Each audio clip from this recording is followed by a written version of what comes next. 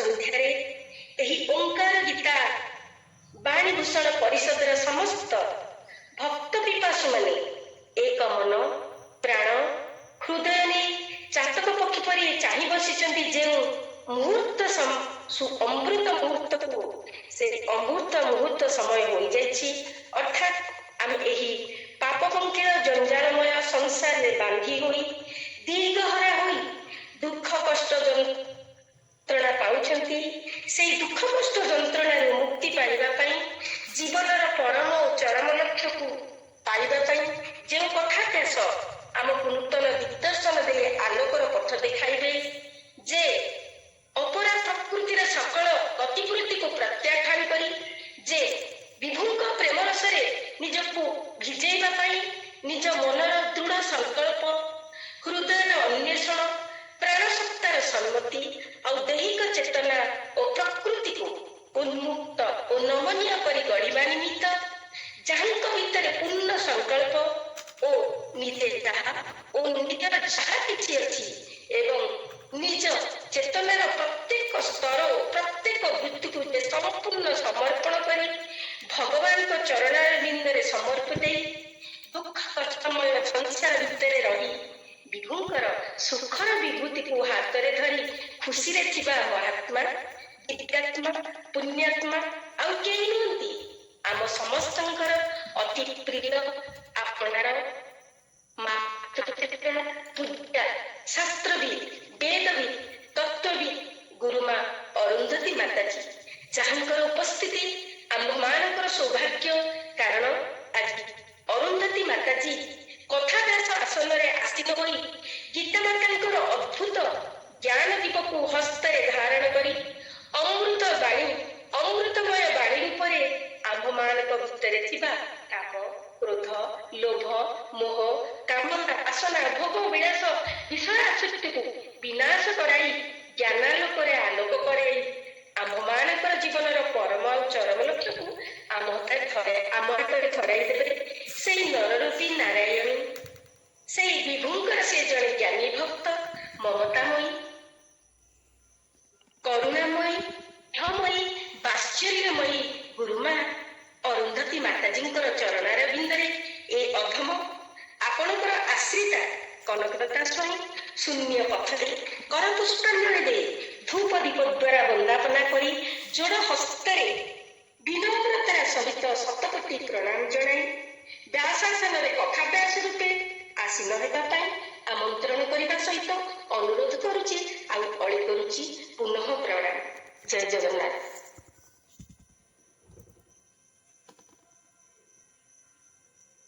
ओम नमः शिवाय। जय जगन्नाथ, जय जगन्नाथ।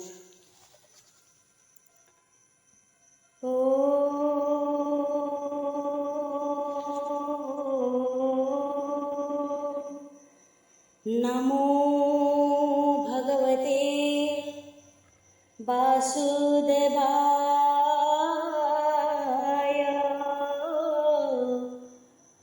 ओम नमो भगवते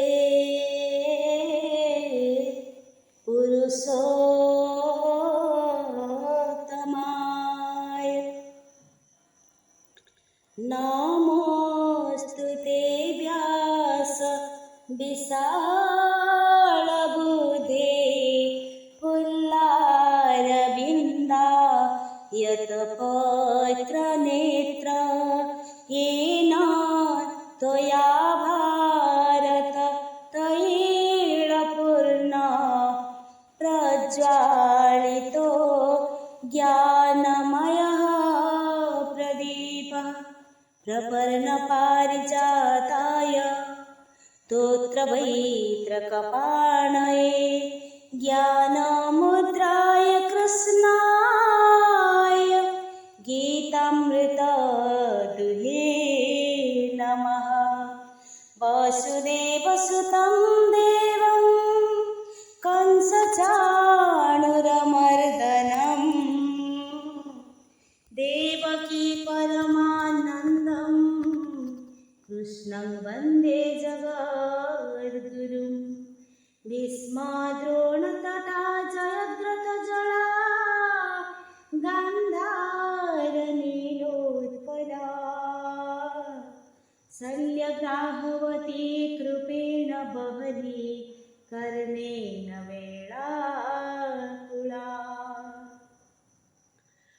स्वस्थामविकर्ण घोरमकरा दुर्योधनावर्तिनी सोतीर्णा खलु पाण्डवैरणनदी कैवर्तकः केशवः पाराशर्यवच सरोजममलं गीतार्थगन्धोत्कटम् नानाख्यानककेसरं हरिकथसम्बोधना बोधितं लोके सज्जनशतपादै रह रह पेपीयमानमुदा भूयात् भारतपङ्कजङ्कलिमल प्रध्वंसिनो श्रेयसे मूकं करोति वाचालं पङ्गुं लङ्घयते गिरिं यत्कृपातमहं वन्दे परमानन्दमाधवम् यं ब्रह्मा वरुणेन्द्र रुद्रमरुता स्तुन्यन्ति दिव्यैस्तवैः ऋग्वेदैः साङ्गपदा क्रमोपनिषदैः गायन्ति यं सामगाः ध्यानावस्थिततद्गतेन मनसा पश्यन्ति यं योगिनो यस्यान्तनविदुः सुरासुरगणा देवाय तस्मै नमः।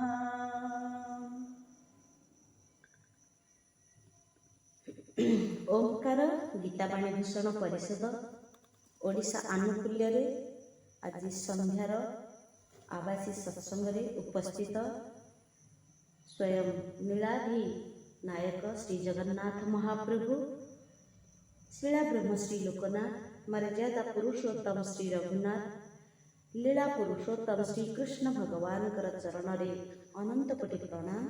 गीता मांकर पवित्र प्रेममय अमृत रस को पान करने उपस्थित समस्त सज्जन को शतकोटि प्रणाम। आज आलोचना को आमे नबात निश्चित एकादश अध्याय 22, 23, 24 श्लोकांकर आमे उपस्थापन करिबा।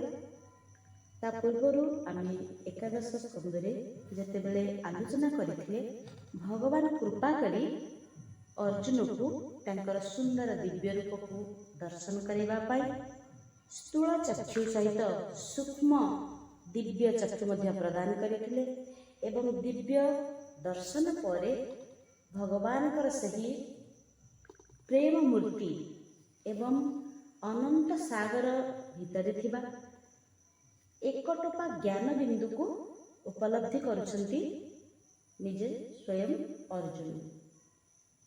एई जीवरूपी अर्जुन को कृष्ण रूपी भगवान निजे तांकर सानिध्य लाभ करबा पई भगवान को अनेक ज्ञान प्रदान करने को पड़ता।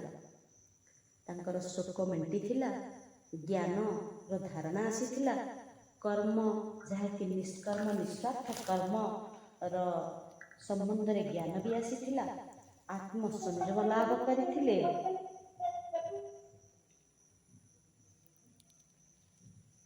तेबे अर्जुन भगवान कर विराट रूप भितर देवता प्राणी ब्रह्मा विष्णु महेश्वर ऋषि नाग प्रभृति समस्त समूह को देखी। तात्पर्य है अर्जुन मर्त्यलोक ठाई देवलोक ब्रह्मलोक वैकुंठ लोक कैलाश लोक एपरिकी नागलोक से समस्त को देखुं। एणु जहाँ भी कहवा शुणा मिलूँ सबू भगवान एक अंश स्थिर थिला। भगवान साकार हुंतु बा निराकार, भगवान बृहत हुंतु बा क्षुद्राति क्षुद्र भी हुंतु, तांकर अनंती माने अनंत उपाधि जो अच्छी केबे क्षीर्ण हुए, सब बेले अक्षीर्ण आउ अम्लान थाए। समग्र सृष्टि तांकठारु जेहेतु उत्पन्न हुए तांकठारे रहे एवं तांकरी ठारे विलीन हो जाए। କିନ୍ତୁ ସେ ଯଥାବତ୍ ହିଁ ରୁହନ୍ତି। ଆମେ ନିଶ୍ଚିନ୍ତ ଭାବରେ ଯେତେବେଳେ 14-15 ଶ୍ଲୋକ ଆଲୋଚନା କରିଥିଲେ ଆମେ ନିଶ୍ଚିନ୍ତ ଭାବରେ ତାକୁ ଅନୁଭବ କରିଛେ। ସେଇ ବିଚାରଧାରାରେ ଯେତେବେଳେ ଭଗବାନ ବିରାଟ ରୂପ ଅନନ୍ତ ବୋଲି ପ୍ରତିପାଦନ କରିଛନ୍ତି, ସେତିକିବେଳେ ଭଗବାନଙ୍କର ଏକ ଅଂଶରେ ବି ଅନନ୍ତ ବୈଶିଷ୍ଟ୍ୟ ମଧ୍ୟ ନିହିତ ରହିଥିଲା। ତ କାଳିର କେଉଁଠି କେଉଁ ଲିପି ଅବା ନାହିଁ କହିବେ? ସୁନାର କେଉଁଠି କୋଉ ଗହଣାରେ ମାନେ କିଛି ନାହିଁ ବୋଲି ଅନୁଭବ କରିପାରିବ? ସେମିତି ଭଗବାନଙ୍କ ଠାରେ କ'ଣ ବା ନାହିଁ? ଯଦି ଭଗବାନଙ୍କ ଠାରେ ସ୍ୱାଭାବିକ ଭାବରେ ସବୁ କିଛି ରହିଛି, ଯଦି ଭୌତିକ ଜଗତର ସଂସାର ଭିତରେ ଗୋଟେ ବସ୍ତୁ ଭିତରେ ଆମେ ସେ ଅନୁଭବ କରିପାରୁଛେ, ଅନେକ ସୁନା ଗହଣା ଅଛି, କିନ୍ତୁ ଯେତେବେଳେ ସେ ଗୋଟେ ରୂପ ନେଇଯାଉଛି, ଗୋଟିଏ ସୁନା କିନ୍ତୁ ଯେତେବେଳେ ତାକୁ କାନର ବା ବେକର ବା କୌଣସି ଶରୀରର ଗୋଟେ ଗହଣାର ରୂପ ଦିଆଯାଉଛି, ସେତିକିବେଳେ ସେଇ ସୁନାଟା ସେଇ ରୂପରେ ତାର ଆଉ ଗୋଟେ ନାଁ ବଦଳି ଯାଉଛି, କିନ୍ତୁ ସୁନା ହେଉଛି ଏଇଠି। ତେଣୁ ଭଗବାନଙ୍କର ସେ ଯେଉଁ ରୂପକୁ ବି ଦର୍ଶନ କରନ୍ତୁ, ସେ ଯେହେତୁ ଜୀବସ୍ୱରୂପୀ ଏକ ଅଂଶ, ତେଣୁ ସେଇ ଅଂଶ ଭିତରେ ଭଗବାନଙ୍କୁ ସିଏ ସବୁ କ୍ଷଣରେ ହିଁ ଅନୁଭବ କରିଛନ୍ତି। ତ ପରମାତ୍ମାଙ୍କର ଯେଉଁ ସଗୁଣ ବା ନିର୍ଗୁଣ, ସାକାର ବା ନିରାକାର, ଏଇ ଯେଉଁ ସବୁ ରୂପ ରହିଛି ତାହା ହେଉଛି ଅପରିମେୟ। କେମିତି? ତାକୁ ଜଣା ପଡ଼ିବନି, ଅପରିମିତ। ତେଣୁ ତାଙ୍କର ଯେଉଁ ଅଂଶ ଜୀବାତ୍ମା ମଧ୍ୟ ଅପ୍ରମେୟ। ପରମାତ୍ମାଙ୍କର ଜ୍ଞାନ ବିଷୟ ନାହିଁ, କିନ୍ତୁ ସେ ଜ୍ଞାନର ମଧ୍ୟ ଜ୍ଞାତା। ଯିଏ ଜ୍ଞାନ ସ୍ୱରୂପରେ ଆସନ୍ତି, ସେ ଜ୍ଞେୟ ସ୍ୱରୂପରେ ଆସନ୍ତି, ସେ ସାଧନ ମାର୍ଗରେ ଆସନ୍ତି, ସେ ସାଧନା ରୂପରେ ବି ଆସନ୍ତି, ଯାହା ଆମେ ପୂର୍ବ ଶ୍ଲୋକରେ ବିଚାର କରିଛେ। ତେବେ ଯେତେବେଳେ ଆମେ ପଢ଼ିଲେ 18 ଶ୍ଲୋକକୁ ଯାଇଥିଲେ ଯେ ଭଗବାନ ନିର୍ଗୁଣ ନିରାକାର ରୂପରେ ଥିଲେ, ସେ ପୁଣି ସଗୁଣ ସାକାର ରୂପରେ ଆସିଲେ, ଏବଂ ଯେତେବେଳେ ସଗୁଣ ସାକାରର ଗୋଟେ ସମନ୍ୱୟ ହେଲା, ଭଗବାନଙ୍କର ସମଗ୍ର ରୂପକୁ ବୁଝେଇଲେ। ଏଥିରୁ ଆମେ ଜାଣିଗଲେ ଯେ ଆଉ କିଛି ଜାଣିବାର ବାକି ନାହିଁ। କାହିଁକି ନା ଏହା ବ୍ୟତୀତ ଆଉ କିଛି ତ ନାହିଁ। ଯେଉଁ ଭଗବାନ ଏହି ସୃଷ୍ଟିକୁ ତିଆରି କରିଛନ୍ତି, ଯିଏ ସ୍ରଷ୍ଟା ରୂପରେ ଏହି ସୃଷ୍ଟିରେ ରହିଛନ୍ତି, ସେ ଅତ୍ର ତତ୍ର ସର୍ବତ୍ର ବ୍ୟାପ୍ତ ହୋଇକି ମଧ୍ୟ ଆମର ଏହି ସ୍ଥୂଳ ଚକ୍ଷୁର ଦର୍ଶନର ଯୋଗ୍ୟ ନୁହନ୍ତି। ସେଇଥିପାଇଁ ଭଗବାନ ଅର୍ଜୁନଙ୍କୁ ଦିବ୍ୟ ଚକ୍ଷୁ ଦେଇଥିଲେ, ଯେଉଁ ଦିବ୍ୟ ଦର୍ଶନ ପାଇଁ ଏହି ସ୍ୱଳ୍ପ ସୀମିତ ଚକ୍ଷୁ ଦର୍ଶନ କରିପାରିବ ନାହିଁ, ସେ ଜ୍ୟୋତିକି ସହ୍ୟ କରିପାରିବ ନାହିଁ। ତେବେ ଭଗବାନ ସବୁ ପ୍ରକାରରେ ହେଉଛନ୍ତି ଅନନ୍ତ। ତାଙ୍କ ନାମ ଅନନ୍ତ, ରୂପ ଅନନ୍ତ, ଲୀଳା ଅନନ୍ତ, ଗୁଣ ଅନନ୍ତ, ସବୁ କିଛି ହିଁ ଅନନ୍ତ। ଯାହାଙ୍କର ନାହିଁ ଆଦି ଅନ୍ତ, ସିଏ ହେଲେ ଅନନ୍ତ। ତାଙ୍କ ତେଜରେ ବି ସନ୍ତପ୍ତ ଏହି ବିଶ୍ୱ ପୃଥିବୀ ତାଙ୍କଠାରୁ ଆଉ ପୃଥକ ନୁହେଁ। ତେଣୁ ସନ୍ତପ୍ତ ହଉ ବା ସନ୍ତାପ ହଉ, ଉଭୟ ତ ଭଗବାନଙ୍କର ଏକ ସ୍ୱରୂପ ନା। ଯେଉଁ ସ୍ୱରୂପକୁ ଅନୁଭବ କରିବା ପାଇଁ ଅର୍ଜୁନଙ୍କୁ ଅପେକ୍ଷା କରିବାକୁ ପଡ଼ିଥିଲା ପୁରା 10 ଗୋଟି ଅଧ୍ୟାୟ। ବିଭୂତି ଜାଣି ସାରିଲା ପରେ 11 ଅଧ୍ୟାୟରେ ଯେତେବେଳେ ଦର୍ଶନ କରୁଛନ୍ତି, ସେଇ ଦର୍ଶନ, ଶ୍ରବଣ, ବୁଦ୍ଧିକ୍ରିୟା, ଏଇ ଯେଉଁ ସଂସାର ଭଗବାନଙ୍କର ଗୋଟେ ଦିବ୍ୟ ବିରାଟ ରୂପର ଏ ଗୋଟେ କ୍ଷୁଦ୍ର ଅଂଶ ବା କ୍ଷୁଦ୍ର ଅଙ୍ଗଟି। ସଂସାରରେ ଯେଉଁ ଜଡ଼ତା ବା ଯେଉଁ ପରିବର୍ତ୍ତନଶୀଳତା ବା ଅଦିବ୍ୟତା ପରିଲକ୍ଷଣ, ତେବେ ଏଗୁଡ଼ା କ'ଣ ନା ଜଡ଼। ଯେତେବେଳେ ପର୍ଯ୍ୟନ୍ତ ଜଡ଼ତା ବା ଜ୍ଞାନ ଶୂନ୍ୟତା, ପରିବର୍ତ୍ତନଶୀଳତା ବା ଅପରିବର୍ତ୍ତନଶୀଳ ନୁହେଁ, ଅଦିବ୍ୟତା, ଯେଉଁଠାରେ ଦିବ୍ୟତା ନାହିଁ ତାକୁ ଆମେ ଅନୁଭବ କଲେ, ତେବେ ସେଇ ଦିବ୍ୟ ବିରାଟ ରୂପରେ ଗୋଟେ ଝଲକ ମାନେ ଲୀଳା ମାତ୍ର ଗୋଟେ ଆମେ ଅନୁଭବ କରିବା। ବିରାଟ ରୂପର ଦିବ୍ୟତାର ଗୋଟେ ସ୍ୱତନ୍ତ୍ର ସତ୍ତା ଅଛି। ସଂସାରରେ ଯେତେ ସବୁ ମାନେ ଦିବ୍ୟତା ନୁହେଁ, ସେଇ ଦିବ୍ୟତା ଯାହାର ନାହିଁ ତାକୁ କୁହାଯାଏ କ'ଣ ନା ଅଦିବ୍ୟତା। ତାର ଗୋଟେ ସ୍ୱତନ୍ତ୍ର ସତ୍ତା କିଛି ନାହିଁ। ଅର୍ଜୁନକୁ ତ ଦିବ୍ୟ ଦୃଷ୍ଟି ଦ୍ୱାରା ଭଗବାନ କ'ଣ କଲେ ନା ବିରାଟ ରୂପକୁ ଦେଖେଇଲେ, କିନ୍ତୁ ଭକ୍ତମାନଙ୍କୁ ଭାବ ଦୃଷ୍ଟିରେ ଏଇ ସଂସାରଟାର ଗୋଟେ ଭଗବତ ସ୍ୱରୂପ ଦେଖାଯାଏ। ଯେମିତିକି ବାସୁଦେବ ସର୍ବମ୍। ଏହାର ତାତ୍ପର୍ଯ୍ୟ କ'ଣ ନା ବାଲ୍ୟାବସ୍ଥାରେ ଆମେ ଗୋଡ଼ି ମାଟି ଭଳି ମାନେ ବାଳକର ଯେମିତି ଗୋଟେ ଆକର୍ଷଣ ଥାଏ, ଆମେ ସଢ଼େଇ ଧରୁଥିଲେ, ସେଥିରେ ମାଟି ରଖୁଥିଲେ, ପାଣି ଦେଉଥିଲେ, ବିଭିନ୍ନ ପତ୍ର ଆଣିକି ତିଆରି କରୁଥିଲେ, ଯେ ଆମେ କ'ଣ କରୁଛେ ରୋଷେଇ କରୁଛେ। ଏବେ ଛୋଟ ଛୋଟ ପିଲାମାନଙ୍କୁ ଅତ୍ୟାଧୁନିକ ଯୁଗରେ ପ୍ଲାଷ୍ଟିକର ସବୁ ଗ୍ୟାସ୍ ଦିଆଗଲା, ଗିନା ଥାଳିଆ ଖେଳଣା ଦିଆଗଲା। ସେମାନେ ଗୋଟେ ଚାମଚ ନେଲେ, ଡଙ୍କି ନେଲେ, ଯେମିତି ମା କରନ୍ତି, ମାଠୁ ଦେଖିକି ଅନୁକରଣ କଲେ। ସେମାନେ ମଧ୍ୟ ପ୍ରସ୍ତୁତ କଲେ କିଛି। ଛୋଟ ପିଲାଙ୍କର ଗୋଟେ ଆକର୍ଷଣ ରହିଲା। କିନ୍ତୁ ବଡ଼ ହେଲା ପରେ ସେ ଆକର୍ଷଣ ଆଉ ରହେନି। କାହିଁକି ନା ସେ ଜାଣିଲେ ମୁଁ ତ ବଡ଼ ହେଇଗଲି, ଏ ଛୋଟ ଜିନିଷର ଆବଶ୍ୟକ କ'ଣ? ମୁଁ ନିଜେ କ'ଣ କରୁଛି ନା ମୁଁ ବର୍ତ୍ତମାନ ଏଇଟାକୁ ପ୍ରାକ୍ଟିକାଲ କରୁଛି। ବଡ଼ ହେଲା ପରେ ଆଉ ସେଥିରେ ଆକର୍ଷଣ ରହେନି। ବଡ଼ ହେଇଗଲା ପରେ ଏ ଗୋଡ଼ି ମାଟି ଆଉ ତାକୁ ଆକୃଷ୍ଟ କରେ। ସେମିତି ଭୋଗ ଦୃଷ୍ଟି ଥିଲାବେଳେ ସଂସାର ପ୍ରତି ଯେଉଁ ଭାବନା ଥାଏ, ଭୋଗ ଦୃଷ୍ଟି ନଷ୍ଟ ହେଇଗଲା ପରେ ଆଉ ସେପରି ଭାବନା ରହେନି। ଏଇଟା ନିଶ୍ଚିତ ଭାବରେ ବୁଝିପାରୁଥିବେ।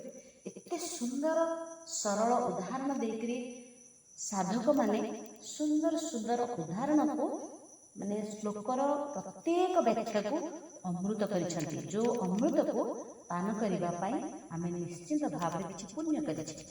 ତେଣୁ ଭୋଗ ଦୃଷ୍ଟି ଥିବା ବ୍ୟକ୍ତିକୁ ସଂସାର ସତ ଦେଖାଯାଏ, କିନ୍ତୁ ଭୋଗ ଦୃଷ୍ଟି ଯାହାର ନାହିଁ ସେଇ ମହାପୁରୁଷମାନଙ୍କୁ ସଂସାରଟା କେବଳ ଭଗବତ ସ୍ୱରୂପ ଦେଖାଯିବ। ବର୍ତ୍ତମାନ ଆମର କ୍ଲାସରେ ଆମେ ଅଛେ 20 କି 30 ଜଣ ଅଛେ। ସମସ୍ତଙ୍କ ଭିତରେ ଯଦି ଆମେ କେବଳ ଶ୍ରବଣ କରୁଥିବା ଆଉ ଯେଉଁ କଥାଟି ଆଲୋଚନା ହେଉଛି ତାପରେ ଯଦି ଧ୍ୟାନ ଦେଇଥିବା ଆମେ ନିଶ୍ଚିତ ଭାବରେ ବୁଝିପାରିବା। ଯଦି ଧ୍ୟାନ ନ ଦେଇକି ଟିଭିରେ, ମୋବାଇଲରେ, କାମରେ କେବଳ ଜଏନ୍ ହେଇଥିବା, କେବେ ତାର ଆମେ ଅନୁଭବ କରିପାରିବାନି। କାହିଁକି କରିପାରିବାନି? ନା ଆମ ମନଟା ଏଥିରେ ଯୁକ୍ତ ହେଇଛି, କିନ୍ତୁ ଆମେ ବୁଦ୍ଧି ଆଉ ବିବେକ ଯେଉଁଟା ଜାଗ୍ରତ କରିବା ପାଇଁ ତାକୁ ଆମେ ସୁପ୍ତ ରଖିଛେ। ଆମେ ଯେତେବେଳେ ଗୋଟେ ଶରୀରର ଲଜ୍ଜା ନିବାରଣ ପାଇଁ ପିନ୍ଧୁଛେ ବସ୍ତ୍ର, ପେଟ ଚାଖଣ୍ଡକ ପୁରିଯିବା ପାଇଁ ଆମେ ଖାଉଛେ କିଛି ଭୋଜନ। ଆତ୍ମା ଯଦି ତାଠାରୁ ଏତେ ରୂପରେ, ଏତେ ସୂକ୍ଷ୍ମାତି ସୂକ୍ଷ୍ମ, ତାଙ୍କ ପାଇଁ ଦିବ୍ୟ ଶ୍ରବଣ, କୀର୍ତ୍ତନ, ମନନ, ନିଧିଧ୍ୟାସନ, ଏଇ ଯେଉଁ ସୋପାନ, ଏଇ ଯେଉଁ ମାଧ୍ୟମ ଦିଆଯାଇଛି, ତାକୁ ଯଦି ଉପଯୁକ୍ତ ମାର୍ଗରେ ଆମେ ତାକୁ ୟୁଟିଲାଇଜ କରିବା, ମାନେ ବ୍ୟବହାର କରିବା, ନିଶ୍ଚିତ ଭାବରେ ତାର ପ୍ରଭାବ ପଡ଼ିବ। ଯେମିତି ମା ମାନେ ଧ୍ୟାନପୂର୍ବକ ମନଟାକୁ ସକାରାତ୍ମକ ଭାବରେ କରିକି ପ୍ରସ୍ତୁତ କରନ୍ତି ବ୍ୟଞ୍ଜନ ବା ରୋଷେଇରେ ଆମେ ପ୍ରସାଦ ତିଆରି କରିଥାଉ। ଅନ୍ୟମନସ୍କ ହୋଇ ଆଉ ଗୋଟେ ଆଡ଼େ ବ୍ୟତିବ୍ୟସ୍ତ ହୋଇ ଯଦି ରୋଷେଇ କରୁ, ତାହା କ'ଣ ହୁଏ? ପୋଡ଼ିଯାଏ, ସ୍ୱାଦହୀନ ହୋଇଯାଏ, ବା ଖାଲି କାମ ଚଳିବା ପାଇଁ କରାଯାଏ। ତାହା ମଧ୍ୟ ଏହି ଉଦାହରଣ ସହିତ ସମ୍ପୂର୍ଣ୍ଣ ଭାବରେ ଓତଃସ୍ପୃତ ଭାବରେ ଜଡ଼ିତ ଅଛି। ତ ଗୋଟେ ନାରୀ ଯେମିତି ବାଳକକୁ ମା ରୂପରେ ହେଉ, ପିତାକୁ ପୁତ୍ରୀ ରୂପରେ ହେଉ, ବା ପତିକୁ ସ୍ତ୍ରୀ ରୂପରେ ହେଉ, ସିଂହକୁ ଭୋଜନ ରୂପରେ ଯେମିତି ଦେଖାଯାଏ, ସେମିତି ସଂସାରଟା ଚର୍ମ ଦୃଷ୍ଟିରେ ସତ ଲାଗେ, ବିବେକ ଦୃଷ୍ଟିରେ ପରିବର୍ତ୍ତନ ଲାଗେ ଏବଂ ଭାବ ଦୃଷ୍ଟିରେ ଭଗବତ ସ୍ୱରୂପ ଅନୁଭବ ହୁଏ ଏବଂ ଦିବ୍ୟ ଦୃଷ୍ଟିରେ ତାହା କ'ଣ ହୁଏ ନା ବିରାଟ ରୂପର ଗୋଟେ କ୍ଷୁଦ୍ର ଅଙ୍ଗ ଭଳି ଦେଖାଯାଏ। କେତେ ସୁନ୍ଦର କଥା ଲେଖାଯାଇଛି। এই ଚର୍ମଚକ୍ଷୁରେ ଆମେ ଯାହା ଦେଖୁଛେ ସତ ଦେଖୁଛେ, କିନ୍ତୁ ପ୍ରକୃତରେ ସତ ବୋଲି କିଛି ନାହିଁ। ସତ୍ୟ ହିଁ ଜଗନ୍ନାଥ। ବିବେକ ଦୃଷ୍ଟିରେ ପରିବର୍ତ୍ତନଶୀଳ, ଆଜି ଥିଲା ପୁଣି ପରିବର୍ତ୍ତନ ହେଉଛି, ଆଗାମୀକି ଆହୁରି ପରିବର୍ତ୍ତନ ହେବ। ପୁଣି ଭାବ ଦୃଷ୍ଟିରେ ଦେଖିଲେ ଭଗବତ ସ୍ୱରୂପ ଅନୁଭବ ହେବ। ଯେତେବେଳେ ଭଗବାନଙ୍କର ଏଇ ବୈଚିତ୍ର୍ୟ ଅଗଣିତ ହୁଏ, ସେ ଦେଶ ହଉ, କାଳ ହଉ, ବସ୍ତୁ ହଉ, ବ୍ୟକ୍ତି ହଉ, ରୂପ ହଉ ବା ଜ୍ଞାନ ହେଉ, କିମ୍ବା ତା ସହିତ ଯୋଗ, ଏଇସବୁ ଦୃଷ୍ଟିରୁ ସବୁ ଦିବ୍ୟ ବା ଅନନ୍ତ, ଯାହା ଆମେ କେବେ ଦେଖିନି ବା ଶୁଣିନି, ଜାଣିନି, ବୁଝିନି, ଯାହା ଆମର କଳ୍ପନାର ବାହାରେ, ସେସବୁ ମଧ୍ୟ ବିରାଟ ରୂପର ଅନ୍ତର୍ଗତ। খুব ଆଶ୍ଚର୍ଯ୍ୟ କଥା, ଯାହା ଆମେ ଏଇ ଆଖିରେ ଦେଖିପାରୁଛେ, ଯାହା ଦେଖି ନ ପାରିକି କେବଳ ଅନୁଭବ କରୁଛେ, ଏଇ ଅନୁଭବରେ ହିଁ ଦିବ୍ୟତା ରହିଛି, ଯାହାକି ଭଗବାନଙ୍କର ଅନନ୍ତ କୃପା। ତେବେ ଦେବତାମାନେ, ମହର୍ଷିମାନେ, ସିଦ୍ଧମାନେ ସମସ୍ତେ ଭଗବାନଙ୍କର ଏଇ ବିରାଟ ରୂପର ଗୋଟିଏ ଗୋଟିଏ ଅଙ୍ଗ। ତେଣୁ ପ୍ରବିଷ୍ଟ ହେଉଥିବା ବା ଭୟଭୀତ ହେଉଥିବା ବା ଭଗବତ ନାମ ନେଉଥିବା ବା ଭଗବାନଙ୍କର ଗୁଣ କୀର୍ତ୍ତନ କରିବା ବା ସ୍ତୁତି କରିବା, ବିଭିନ୍ନ ପ୍ରାଣୀମାନଙ୍କ ମଧ୍ୟରେ ଭଗବାନଙ୍କୁ ଦର୍ଶନ କରିବା, ଯାହାଠାରେ ବି ଆମେ ନିବିଡ଼ ଭାବରେ ରହିଯାଉଛେ, ସେତିକି ବେଳେ ତା ଦ୍ୱାରା ଆମେ ଭୟଭୀତ ବି ହେଇପାରିବା, ତାଙ୍କର ନାମ ବି ନେଇପାରିବା, ତାଙ୍କ ଗୁଣ ବି କୀର୍ତ୍ତନ କରିପାରିବା, ସ୍ତୁତି କରିପାରିବା। ଏ ମଧ୍ୟ ହେଉଛନ୍ତି ସେହି ଭଗବାନ। ତେବେ ଏହା ଭଗବାନଙ୍କର ଗୋଟେ ସଗୁଣ ରୂପର ବିଲକ୍ଷଣ। ଯାହାକି ଆମେ ଆଲୋଚନା କରିଥିଲେ 21 ଶ୍ଲୋକ ପର୍ଯ୍ୟନ୍ତ। ଆମେ ଚୁମ୍ବକ ଚୁମ୍ବକେ ପ୍ରତ୍ୟେକ ଶ୍ଲୋକର ଗୋଟିଏ ଗୋଟିଏ ଧାଡ଼ିରେ ତାର ସୁନ୍ଦର ଉଦାହରଣକୁ ଆମେ ବିଚାର କଲେ। ତେବେ ଆଜିର ଶ୍ଲୋକାଙ୍କ ପ୍ରଥମେ 22ରେ रुद्रादित्या वसवो यच साध्या विश्वेश्विनो मरुतश्चोष्मपाश्च गन्धर्वयक्षा स्वसीदसङ्गा विख्यन्ते त्वां विस्मिताश्चैव सर्वे। रुद्रा आदित्य वसवो ये च साध्या विश्वासीनो मरुतश्चोष्मपाश्च गन्धर्वयक्षा सुरसिद्धसंगा विख्यन्ते त्वां विस्मिता शैव सर्वे।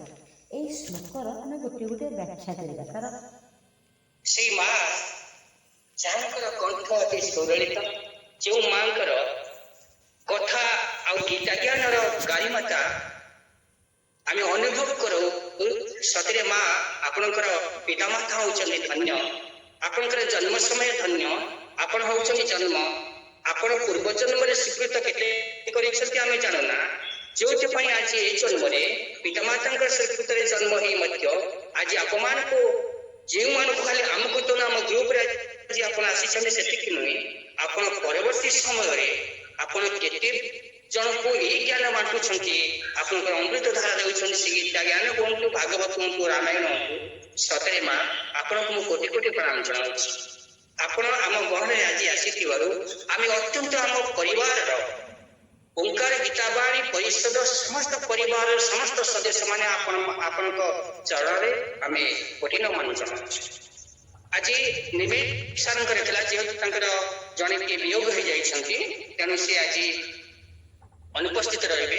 ଯାହା ହଉ ଆମର ସୌଭାଗ୍ୟ ଯେ ଆଜି ଆମେ ଆପଣଙ୍କୁ ପାଇଛୁ ଆମ ଗହଣରେ। ତେବେ ମୁଁ ଆପଣଙ୍କୁ ମା ଅରୁନ୍ଧତୀ ମାଙ୍କୁ କୋଟି ପ୍ରଣାମ ଜଣାଇବା ସହିତ ତାଙ୍କର ପଦବନ୍ଦନା କରୁଛି ଏବଂ ଶୂନ୍ୟ ହସ୍ତରେ ମାଇକ ଅର୍ପଣ କରି ବ୍ୟାସସ୍ଥଳରେ ଉପସ୍ଥିତ ହେବା ପାଇଁ ମୁଁ ସ୍ୱାଗତ କରୁଛି, ଆମନ୍ତ୍ରଣ କରୁଛି। ଏବଂ ଆଜିର ଗୀତା ଶ୍ରୀମଦ୍ ଭଗବତ ଗୀତାର ତ୍ରୟୋଦଶ ଅଧ୍ୟାୟ କ୍ଷେତ୍ର କ୍ଷେତ୍ର ବିଭାଗ ଯୋଗର ଅନ୍ତିମ 2ଟି ଶ୍ଲୋକ 33-34 ଆଜି ଆମ ଆଗରେ ଉପସ୍ଥାପନ କରିବେ। ମୁଁ ପ୍ରଣାମ ଜଣାଉଛି ଆଉଥରେ ଏବଂ ଆମନ୍ତ୍ରଣ କରୁଛି, ସ୍ୱାଗତ କରୁଛି ଏବଂ ବ୍ୟାସସ୍ଥଳରେ ଉପସ୍ଥିତ ହେବା ପାଇଁ ମୁଁ ମା ଅରୁନ୍ଧତୀ ମାଙ୍କୁ ନିବେଦନ କରୁଛି। ଜୟ ଜଗନ୍ନାଥ, ଜୟ ଶ୍ରୀକୃଷ୍ଣ।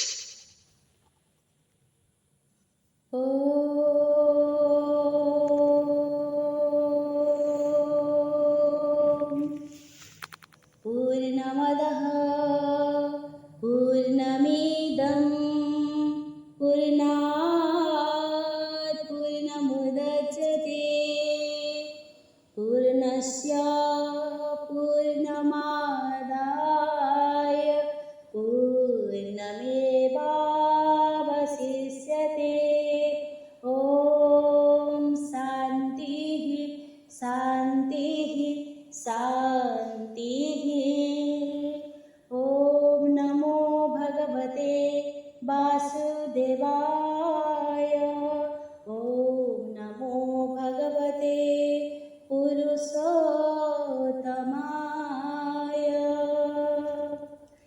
ॐ पार्थाय प्रतिबोधितं भगवता नारायणेन स्वयं व्यासेन ग्रथितं पुराणमुनिना मध्ये महाभारतम्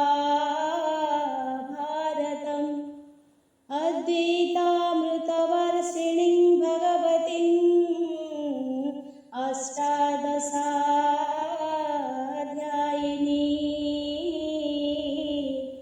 मम्ब त्वामनुसन्धधामि भगवद्गीते भवद्वेषिणे। नमोऽस्तु ते व्यासविशालबुद्धे फुल्लारविन्दायतपत्रनेत्र येन त्वया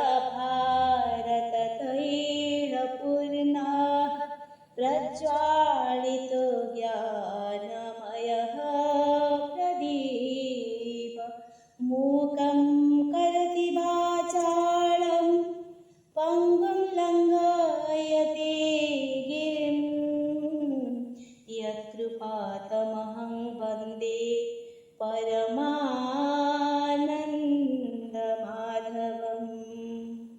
वसुदेवसुतं देवं कंसाचाणूरमर्दनं देवकी परमानन्दं कृष्णं वन्दे जगद्गुरुम्। ओंकार गीतावाणी भूषण परिषद आनुकूल्य गुगुल मीट माध्यम संध्याकालीन यही सत्संगर अधिवेशन आमर पूज्य आराध्य स्वयं श्रीकृष्ण भगवान पदार बिंदरे अनंत कोटि प्रणाम एवं गुगुल मीट्र समस्त सज्जनों को अनेक बार शतकोटि प्रणाम। भगवान यही अमृतमय गीतावर्षिणी बाणी आज त्रयोदश अध्यायर 33-34 श्लोक आम आज उपस्थापन करवा। तेबे हरिंकर जहा इच्छा ताहा ही हुए। आमे गोटे इच्छा करि थाउ किंतु हरि आ गोटे इच्छा करती। गोटे कथा मन पड़े जे भगवान जहाँ भी करती ताहा मनुष्यर मंगल पाए। जो मंगल रे कि जीव तार कल्याण कर्म को करि चले। ए कल्याण कर्म केमिति करिबा पई गीता मांकर आश्रय रे आमे ए सत्संग करूचे। तो 32-33 श्लोक रु आम जानिथिले जे पुरुष होची अनादि किंतु तार शरीरटा होची आदियुक्त। ए पुरुष निर्गुण रूप रे रहे, शरीरटा गुणमय रे रहे, सत्व रज तम गुण भितर रहे। किंतु जेतेबेले त्रिगुणातीत हो जाए सेतिके बेले से भगवान हो जाए। तो पुरुष परमात्मा, शरीर होची अनात्मा। पुरुष होची अव्यय, शरीर होची नाशवान। किंतु अज्ञानी मनुष्य ए आत्मा को शरीर रे स्थित अच्छी बोली जानिके प्रकृत रे से शरीर रे स्थिर नुहे। से शरीर सहित संपूर्ण असंबंध न करोति न लिप्यते। शरीर रे संसार सहित संबंध थिबा स्थल रे पुरुषर परमात्मा सहित संबंध थाए। तेणु वास्तव रे पुरुष कदापि शरीर रे रही पारे। मात्र वास्तविकता भाव रे आमे ध्यान न देबारु मनुष्य ताकू शरीर बोली अनुभव करे। पुरुष स्वरूप स्वयं निर्गुण होइके मध्य गुणर संग करी से बांधी हो जाए। आमे 13 अध्याय 21 श्लोक रे आमे पढ़िथिले। तो बंधन होची स्वाभाविक परि किंतु मुक्ति कौन ना कृति साध्य परि जोटा आगुरु थिला एवं आगामी की भी रही परिबो। तेणु ये त्रयोदश अध्याय रे प्रकृति पुरुष विवेक युग।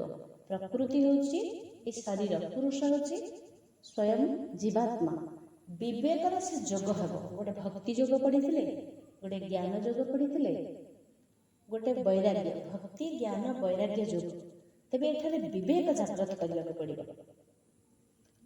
प्रथम रे सैन्य दर्शन जहाँकि सांख्य जो मोह सृष्टि है विषाद जोग।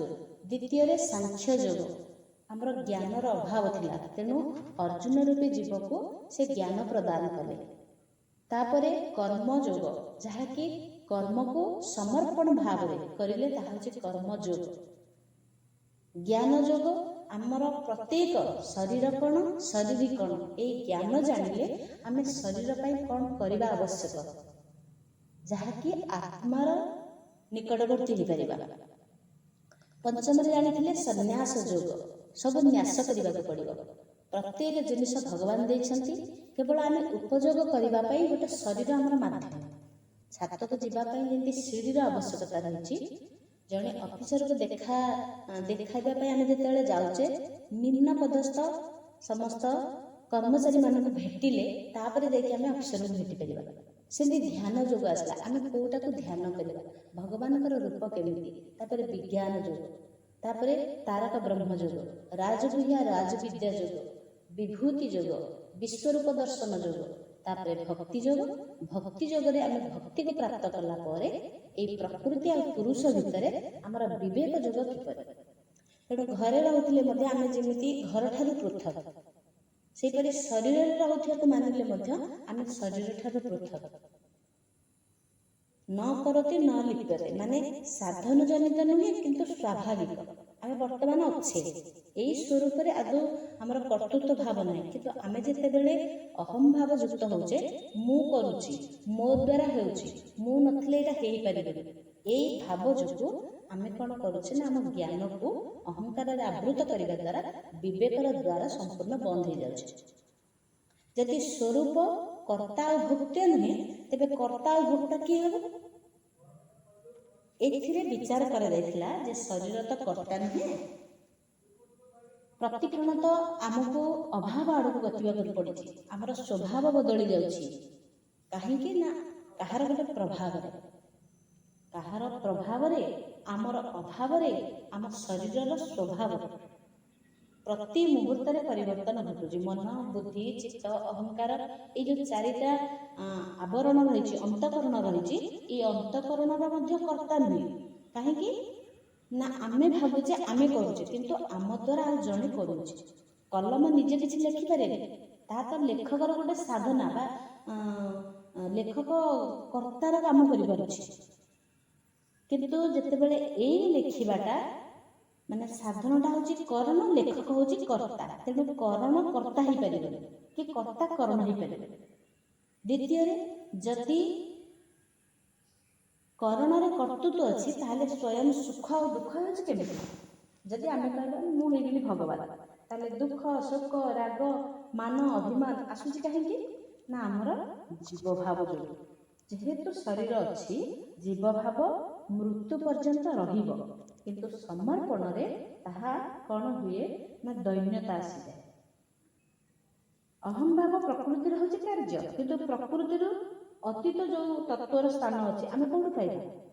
ଯଦି ସ୍ୱରୂପରେ ଏ କର୍ତ୍ତୃତ୍ୱଟା ଥାଆନ୍ତା, ତେବେ ଆମେ ତ ବିନଷ୍ଟ ହୁଅନ୍ତେନି। କାହିଁକି ନା ଆମର ସ୍ୱରୂପ ତ ହେଉଛି ଅବିନାଶୀ, ଆମେ ଅଜନ୍ମା, ଆମେ ଅନନ୍ତ, ଆମେ ତ ଆତ୍ମା ସ୍ୱରୂପ। ତେଣୁ ଭଗବାନ ସ୍ୱରୂପରେ କର୍ତ୍ତୃତ୍ୱ ନ ଦେଖେଇକି ସେ ନିଜେ କ'ଣ କହିଛନ୍ତି? ନ କରୁଛି, ମାନେ ଭଗବାନ କରୁଛନ୍ତି, ସେ କହୁଛନ୍ତି ଜୀବ ମାଧ୍ୟମରେ କରୁଛି। କିନ୍ତୁ ଜୀବ କ'ଣ କହୁଛି? ଭଗବାନ କରୁଛନ୍ତି ବୋଲି ମାନିଯାଏ, କିନ୍ତୁ ଭିତରେ ଥାଏ ମୁଁ କରୁଛି। ତେବେ ଭୋକ୍ତା ଏଠି କିଏ? ଭୋକ୍ତା ଯଦି ସତ୍ ନୁହଁ, ଅସତ୍ ନୁହଁ, ତାହେଲେ ସତ୍ ଭୋକ୍ତା କେମିତି ହେଇପାରିବ? ସତ୍ର ତ ଅଭାବ ନାହିଁ। ନାଭାବ ବିଦ୍ୟତେ ସାତ, ଯେଉଁଠାରେ ଅସତ୍ ନାହିଁ ସେଠି ସତ୍ ଅଛି। ସତ୍ର ଅଭାବ କେବେ ବି ହୁଏନି। ତେଣୁ ସତ୍ ଥିଲା, ଅଛି, ଆଗକୁ ରହିବ। କିନ୍ତୁ ସାଧକ ଯେତେବେଳେ ବିବେକପୂର୍ବକ ଶରୀର ଠାରୁ ସମ୍ବନ୍ଧ ବିଚ୍ଛେଦ କରିଦିଏ, ଅହଂତରେ, ମମତାରେ ସେ ନାଶ କରିଦିଏ, ସେତେବେଳେ ଆଉ ତାର କର୍ତ୍ତା ଭାବ ରହେନି କି ଭୋକ୍ତା ଭାବ ରହେନି, କେବଳ ଗୋଟେ ଚିନ୍ମୟ ସତ୍ତା ରହେ। ଏପରି ଭାବରେ ନିଜଠାରେ କର୍ତ୍ତୃତ୍ୱ ରଖିବା ଦ୍ୱାରା ସେ କ'ଣ କରେ ନା ନିଜର ଭାବକୁ ସେ ବଦଳେଇ ପାରେ। ପୁରୁଷ କିଛି କରେନି, ଲିପ୍ତ ହୁଏନି। ଏବେ ପ୍ରଶ୍ନ, ଯଦି ଲିପ୍ତ ହଉନି ତେବେ କିଛି ତ ସେ କରିପାରୁନଥିବ। ଯଦି କରୁଥିବ ସେ କିପରି କରୁଥିବ? 25 ଶ୍ଲୋକରେ ପଢ଼ିଥିବେ, ମାନେ ଆଲୋଚନା ହେଇଥିବ ଯେ ସବୁଆଡ଼େ ତ ପରିବ୍ୟାପ୍ତ ଆକାଶ ଅଛି, ସେ ତ ସୂକ୍ଷ୍ମ, ଯେପରି ସବୁଆଡ଼େ ଲିପ୍ତ ହୁଏନି, ସେମିତି ସର୍ବତ୍ର ପରିପୂର୍ଣ୍ଣ ଆତ୍ମା ଶରୀରରେ ବି ଲିପ୍ତ ହୁଏନି। ଆମେ ଏଠି ଦେଖୁଛେ ଆକାଶ ଅଛି, ଯିଏ ଯେଉଁ ଜାଗାରେ ଅଛି ଦେଖୁଛେ ଆକାଶ ସବୁଠି ବ୍ୟାପିକି ଅଛି। ଆକାଶ କୌଣସି ସୀମିତରେ ନାହିଁ। ଏଇ ଜାଗାରେ ଆଜି ମେଘୁଆ ଅଛି, ଏଇ ଜାଗାରେ ନୀଳ ଆକାଶ ଦେଖାଯାଉଛି, ଏଇଟା କଳା ବାଦଲ ଯୋଗୁଁ ଦେଖାଯାଉଛି, କିନ୍ତୁ ସେ ଗୋଟିଏ ଜାଗା, ଆମେ ଅଲଗା ଜାଗାରେ ରହିଯାଇଛେ। ଯେଉଁ ଜିଲ୍ଲାରେ, ଯେଉଁ ରାଜ୍ୟରେ, ଯେଉଁ ଭାରତର ଯେକୌଣସି, ବିଶ୍ୱର ଯେକୌଣସି ଜାଗାରେ ଠିଆ ହେଲେ ସେଇ ଗୋଟିଏ ଆକାଶ ଚାରିଆଡ଼େ ଭିଡ଼ିକି ରହିଛି। ସାଗର ଗୋଟିଏ ଅଛି, ଅନେକ ଲହରୀ ରହିଛି। ଆକାଶରେ ଅନେକ ତାରାପୁଞ୍ଜ ଅଛନ୍ତି, କିନ୍ତୁ ଜାଜଲ୍ୟମାନ ହେଇକି ସ୍ୱତନ୍ତ୍ର ଚନ୍ଦ୍ରମା ହିଁ ଫୁଟିକି ଅଛନ୍ତି। ତେବେ ଚିନ୍ମୟ ସତ୍ତା ହେଉଛି ଏକ, ମାତ୍ର ଅହଂକାର କାରଣରୁ ତାହା ଭିନ୍ନ ଭିନ୍ନ ଦେଖାଯାଏ। ଯଦି ଆମେ କଳସୀରେ ଗୋଟେ ପାଣି ଥୋଇଛେ, ଆଉ ଗୋଟେ କଳସୀରେ 2ଟା 3ଟା 4ଟା କଳସୀରେ ଥୋଇଛେ ପାଣି, ସବୁ ଜାଗାରେ ଯଦି ସୂର୍ଯ୍ୟ ଉଦୟ ହେଲା ବେଳେ ବା ସୂର୍ଯ୍ୟ ଆମ ମଥା ଉପରେ ଅଛନ୍ତି, କଳସୀ ଯେତିକିଟା ଥୋଇଥିବା ସବୁ କଳସୀରେ ଦେଖିପାରିବା ସୂର୍ଯ୍ୟ ଗୋଟେ ଗୋଟେ ଅଛନ୍ତି, କିନ୍ତୁ ପ୍ରକୃତରେ ସୂର୍ଯ୍ୟ ଗୋଟିଏ, କଳସୀ ଅଲଗା ଅଲଗା ଥୁଆହେଇଛି। ଆମେ ସେମିତି ଶରୀର ଅନେକ ହୋଇକି ଅଛି, କିନ୍ତୁ ଜୀବାତ୍ମା ବା ଆମର ସ୍ୱରୂପ ଯେଉଁ ଆତ୍ମା ଗୋଟିଏ, କେବଳ ଘଟ ପରିବର୍ତ୍ତନ ହେଉଛି। ତେଣୁ ଭଗବାନ ଆତ୍ମାରେ ଭକ୍ତୃତ୍ୱ ନାହିଁ ବୋଲି କହିସାରିଲା ପରେ 33 ଶ୍ଲୋକକୁ କର୍ତ୍ତୃତ୍ୱ ନଥିବା କଥା କହୁଛନ୍ତି। କେମିତି? यथा प्रकाशयतेकः कृष्णं लोकमिमं रविः क्षेत्रं क्षेत्री तथा कृष्णं प्रकाशयति भारत। ଭାରତ ହେଉଛନ୍ତି ଭରତ ବଂଶଜ ଅର୍ଜୁନଙ୍କୁ କୁହାଯାଇଛି ସମ୍ବୋଧନ ଅର୍ଥରେ। ଏକଃ ଅର୍ଥାତ୍ ଏକମାତ୍ର, ରବିଃ ଅର୍ଥ ସୂର୍ଯ୍ୟ, ଯଥାର୍ଥ ଯେପରି, ଇମମ୍ ମାନେ ଏହି, କୃଷ୍ଣମ୍ ସମଗ୍ର, ଲୋକମ୍ ସଂସାରକୁ, ପ୍ରକାଶୟତି ପ୍ରକାଶିତ କରେ, ତଥା ସେହିପରି କ୍ଷେତ୍ରୀ ଅର୍ଥାତ୍ କ୍ଷେତ୍ରଜ୍ଞ ଆତ୍ମା, କୃଷ୍ଣମ୍ ସମସ୍ତ, କ୍ଷେତ୍ରମ୍ କ୍ଷେତ୍ରକୁ, ପ୍ରକାଶୟତି ପ୍ରକାଶିତ କରେ। ଏ ହେଲା ଅନ୍ୱୟ। ତେବେ ତାର ସାଧାରଣ ଅର୍ଥ ହେଲା, ହେ ଭରତ ବଂଶଜ ଅର୍ଜୁନ, ଏକମାତ୍ର ସୂର୍ଯ୍ୟ ଯେପରି ସମଗ୍ର ସଂସାରକୁ ପ୍ରକାଶିତ କରେ, ସେହିପରି କ୍ଷେତ୍ରଜ୍ଞ ଆତ୍ମା ସମସ୍ତ କ୍ଷେତ୍ରକୁ ପ୍ରକାଶିତ କରେ। ସାଧାରଣ ଅର୍ଥରେ ଆମେ ବୁଝିପାରିଲେ, ଯେମିତି କୁହାଯାଇଥିଲା କି ଗତ ଶ୍ଲୋକରେ ଆକାଶ ସୂକ୍ଷ୍ମ, କେଉଁଠି ଲିପ୍ତ ନୁହଁ, କିନ୍ତୁ କୌଣସି ଶରୀରରେ ବି ଲିପ୍ତ ହୁଏନି, ଆକାଶ ଗୋଟି ହେଇକି ଥାଏ। ଠିକ୍ ସେମିତି ସୂର୍ଯ୍ୟ ଅଛନ୍ତି, ସମଗ୍ର ସଂସାରକୁ ପ୍ରକାଶିତ କରୁଛନ୍ତି, କିନ୍ତୁ କ୍ଷେତ୍ରଜ୍ଞ ସହିତ କ୍ଷେତ୍ରକୁ ପ୍ରକାଶିତ କରୁଛନ୍ତି। କେମିତି? ଯଥା ପ୍ରକାଶୟେତ୍ କୃଷ୍ଣଂ ଲୋକ ଇମଂ ରବି, ଦୃଷ୍ଟିଗୋଚର ହେଉଥିବା ଏହି ସମଗ୍ର ସଂସାରକୁ, ଏହି ସଂସାରର ସମସ୍ତ ପଦାର୍ଥକୁ ଏକ ସୂର୍ଯ୍ୟ ହିଁ ଆଲୋକିତ କରନ୍ତି। ସଂସାରର ସମସ୍ତ କ୍ରିୟା ସୂର୍ଯ୍ୟଙ୍କ ଆଲୋକର ଅନ୍ତର୍ଗତ, କିନ୍ତୁ ସୂର୍ଯ୍ୟଙ୍କ ଠାରେ ମୁଁ ସମସ୍ତଙ୍କୁ ଆଲୋକିତ କରୁଛି, ଏପରି କର୍ତ୍ତୃତ୍ୱ ତାଙ୍କର ନାହିଁ। କାହିଁକି ନା ସେ ଜୀବ ଭାବରେ ନାହାନ୍ତି। ଉଦାହରଣ ସ୍ୱରୂପ, ସୂର୍ଯ୍ୟାଲୋକରେ ବ୍ରାହ୍ମଣ ବେଦ ପାଠ କରିବେ, ଶିକାରୀ କ'ଣ କରିବ ନା ପଶୁବଧ କରିବ, କିନ୍ତୁ ବେଦ ପାଠ ଆଉ ଶିକାର ରୂପକ କ୍ରିୟା କରିବା ବା କରେଇବା ସୂର୍ଯ୍ୟାଲୋକ କାରଣରୁ ହୁଏ। ସମସ୍ତେ ସମସ୍ତଙ୍କ କର୍ମରେ ତତ୍ପର। ସୂର୍ଯ୍ୟାଲୋକ ହୁଏ କୋଉଥିପାଇଁ ହୁଏ? ସଂସାରର ମଙ୍ଗଳ ପାଇଁ, ଅନ୍ଧକାରକୁ ବିନାଶ କରିବେ। ପ୍ରତ୍ୟେକ ସ୍ଥାବର ଜଙ୍ଗମ ଯେତେ ସୃଷ୍ଟି ଅଛି ସମସ୍ତଙ୍କର କାର୍ଯ୍ୟକୁ ତୁଲେଇବା ପାଇଁ ସୂର୍ଯ୍ୟଙ୍କର, ସେ କୌଣସି ଜଣଙ୍କର କାର୍ଯ୍ୟ କରିବା ପାଇଁ ଆସିନାହାନ୍ତି, ସେ ନିଜେ ନିଜର କାର୍ଯ୍ୟ। ଏଠାରେ ଲୋକ ଶବ୍ଦଟି କ'ଣ କୁହାଯାଇଛି ନା ସମଗ୍ର ସଂସାର, ଏହି 14 ଭୁବନ, ଉପରକୁ 7 ତଳକୁ 7, ଆମେ ଅଛେ ମର୍ତ୍ତ୍ୟରେ, ଆଗକୁ ଉପରକୁ ରହିଛନ୍ତି 7 ଲୋକ, ତଳକୁ 7 ଲୋକ, ଏହିପରି 14 ଲୋକ। ତ ଏହି 14 ଲୋକ ଭାବରେ, କାରଣ ସାରା ସଂସାରରେ ଯେଉଁ ଚନ୍ଦ୍ର, ତାରା, ଅଗ୍ନି, ମଣି, ଜଡ଼ିବୁଟି ଇତ୍ୟାଦି ଇତ୍ୟାଦି ଯାହା ସବୁ ଦେଖୁଛେ, ଆଲୋକ ଦେଖାଯାଏ, ସେ ସବୁ ସୂର୍ଯ୍ୟଙ୍କର। କ୍ଷେତ୍ରମ୍ କ୍ଷେତ୍ରୀ ତଥା କୃଷ୍ଣଂ ପ୍ରକାଶୟତି ଭାରତ, ସୂର୍ଯ୍ୟଙ୍କ ପରି ଏକମାତ୍ର କ୍ଷେତ୍ରୀ। କ୍ଷେତ୍ରୀ କିଏ ନା କ୍ଷେତ୍ରଜ୍ଞ ଆତ୍ମାଙ୍କୁ କୁହାଯାଇଛି। କ୍ଷେତ୍ର ହେଉଛି ଶରୀର, କ୍ଷେତ୍ରୀ ବା କ୍ଷେତ୍ରଜ୍ଞ ନିଜେ ହେଉଛନ୍ତି ଆତ୍ମା। ଏହି ସମସ୍ତ କ୍ଷେତ୍ରକୁ ପ୍ରକାଶିତ କରେ। ସମସ୍ତ କ୍ଷେତ୍ରରେ କରିବା ଆଉ କରାଇବାର ଯେଉଁ କ୍ରିୟା ଅଛି ତାହା କ୍ଷେତ୍ରୀର ପ୍ରକାଶ ଦ୍ୱାରା ହୁଏ। କ୍ଷେତ୍ରୀ କିଏ ନା ଏଇ ଯେଉଁ ଆତ୍ମା, ଏସବୁ କ୍ରିୟା କରାଇବା ବା କରିବାର କାରଣ ସେ କେବେ ହୁଅନ୍ତି, ସେ ନିର୍ଲିପ୍ତ। ସୂର୍ଯ୍ୟ କେବଳ ସ୍ଥୂଳ ସଂସାରକୁ ଆଲୋକିତ କରନ୍ତି, ତାଙ୍କ ଆଲୋକରେ ସ୍ଥୂଳ ସଂସାରର କ୍ରିୟାଗୁଡ଼ିକ ସମ୍ପାଦିତ ହୁଏ, କିନ୍ତୁ କ୍ଷେତ୍ରୀ କେବଳ ସ୍ଥୂଳ କ୍ଷେତ୍ର ମାନେ ସଂସାରକୁ ନୁହେଁ, ବରଂ ସ୍ଥୂଳ, ସୂକ୍ଷ୍ମ, କାରଣ ତିନିଟା ଯାକ କ୍ଷେତ୍ରକୁ ପ୍ରକାଶିତ କରେ। ସେହି ପ୍ରକାଶ ଦ୍ୱାରା କ'ଣ ହୁଏ ନା ସ୍ଥୂଳ, ସୂକ୍ଷ୍ମ, କାରଣ ଏହି 3 ଶରୀରରେ କ୍ରିୟା ସମ୍ପାଦିତ ହୁଏ। ଯାହା ଆମେ ଦେଖିପାରୁଛେ ତାହା ହେଉଛି ସ୍ଥୂଳ, ଯାହା ଆମେ ଅନୁଭବ କରୁଛେ ତାହା ହେଉଛି ସୂକ୍ଷ୍ମ, ତାଠାରୁ ଅଧିକ ଯାହାକି ବିବେକ ସହିତ ମାନେ ଆମେ ଅନୁଭବ କରିପାରିବା ତାହା ହେଉଛି କାରଣ ଶରୀର। ଆମେ ନିଦ୍ରା ଗଲେ, କିନ୍ତୁ ନିଦ୍ରା ଅବସ୍ଥାରେ କ'ଣ କରୁଛେ ଆମେ ଜାଣିପାରିବା, କିନ୍ତୁ ଯଦି ଜାଗ୍ରତ ଅବସ୍ଥାରେ ଚେଇଁକି ଶୋଇଛେ କିଛି ଜାଣିପାରୁଥିବା, କିଛି ଜାଣି ନପାରୁଥିବା।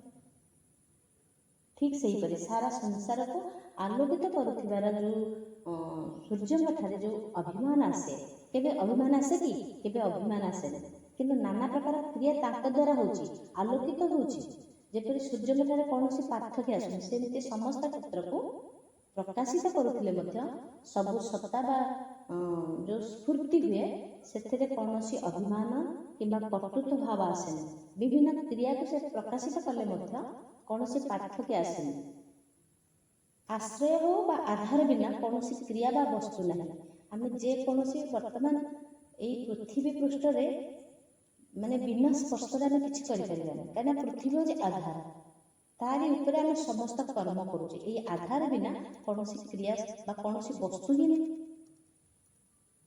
କ୍ଷେତ୍ରରେ ମଧ୍ୟ କ୍ରିୟା ଆଉ ବସ୍ତୁ ପ୍ରତୀତିର ଆଶ୍ରୟ ବା ପ୍ରକାଶକ ନିଏ।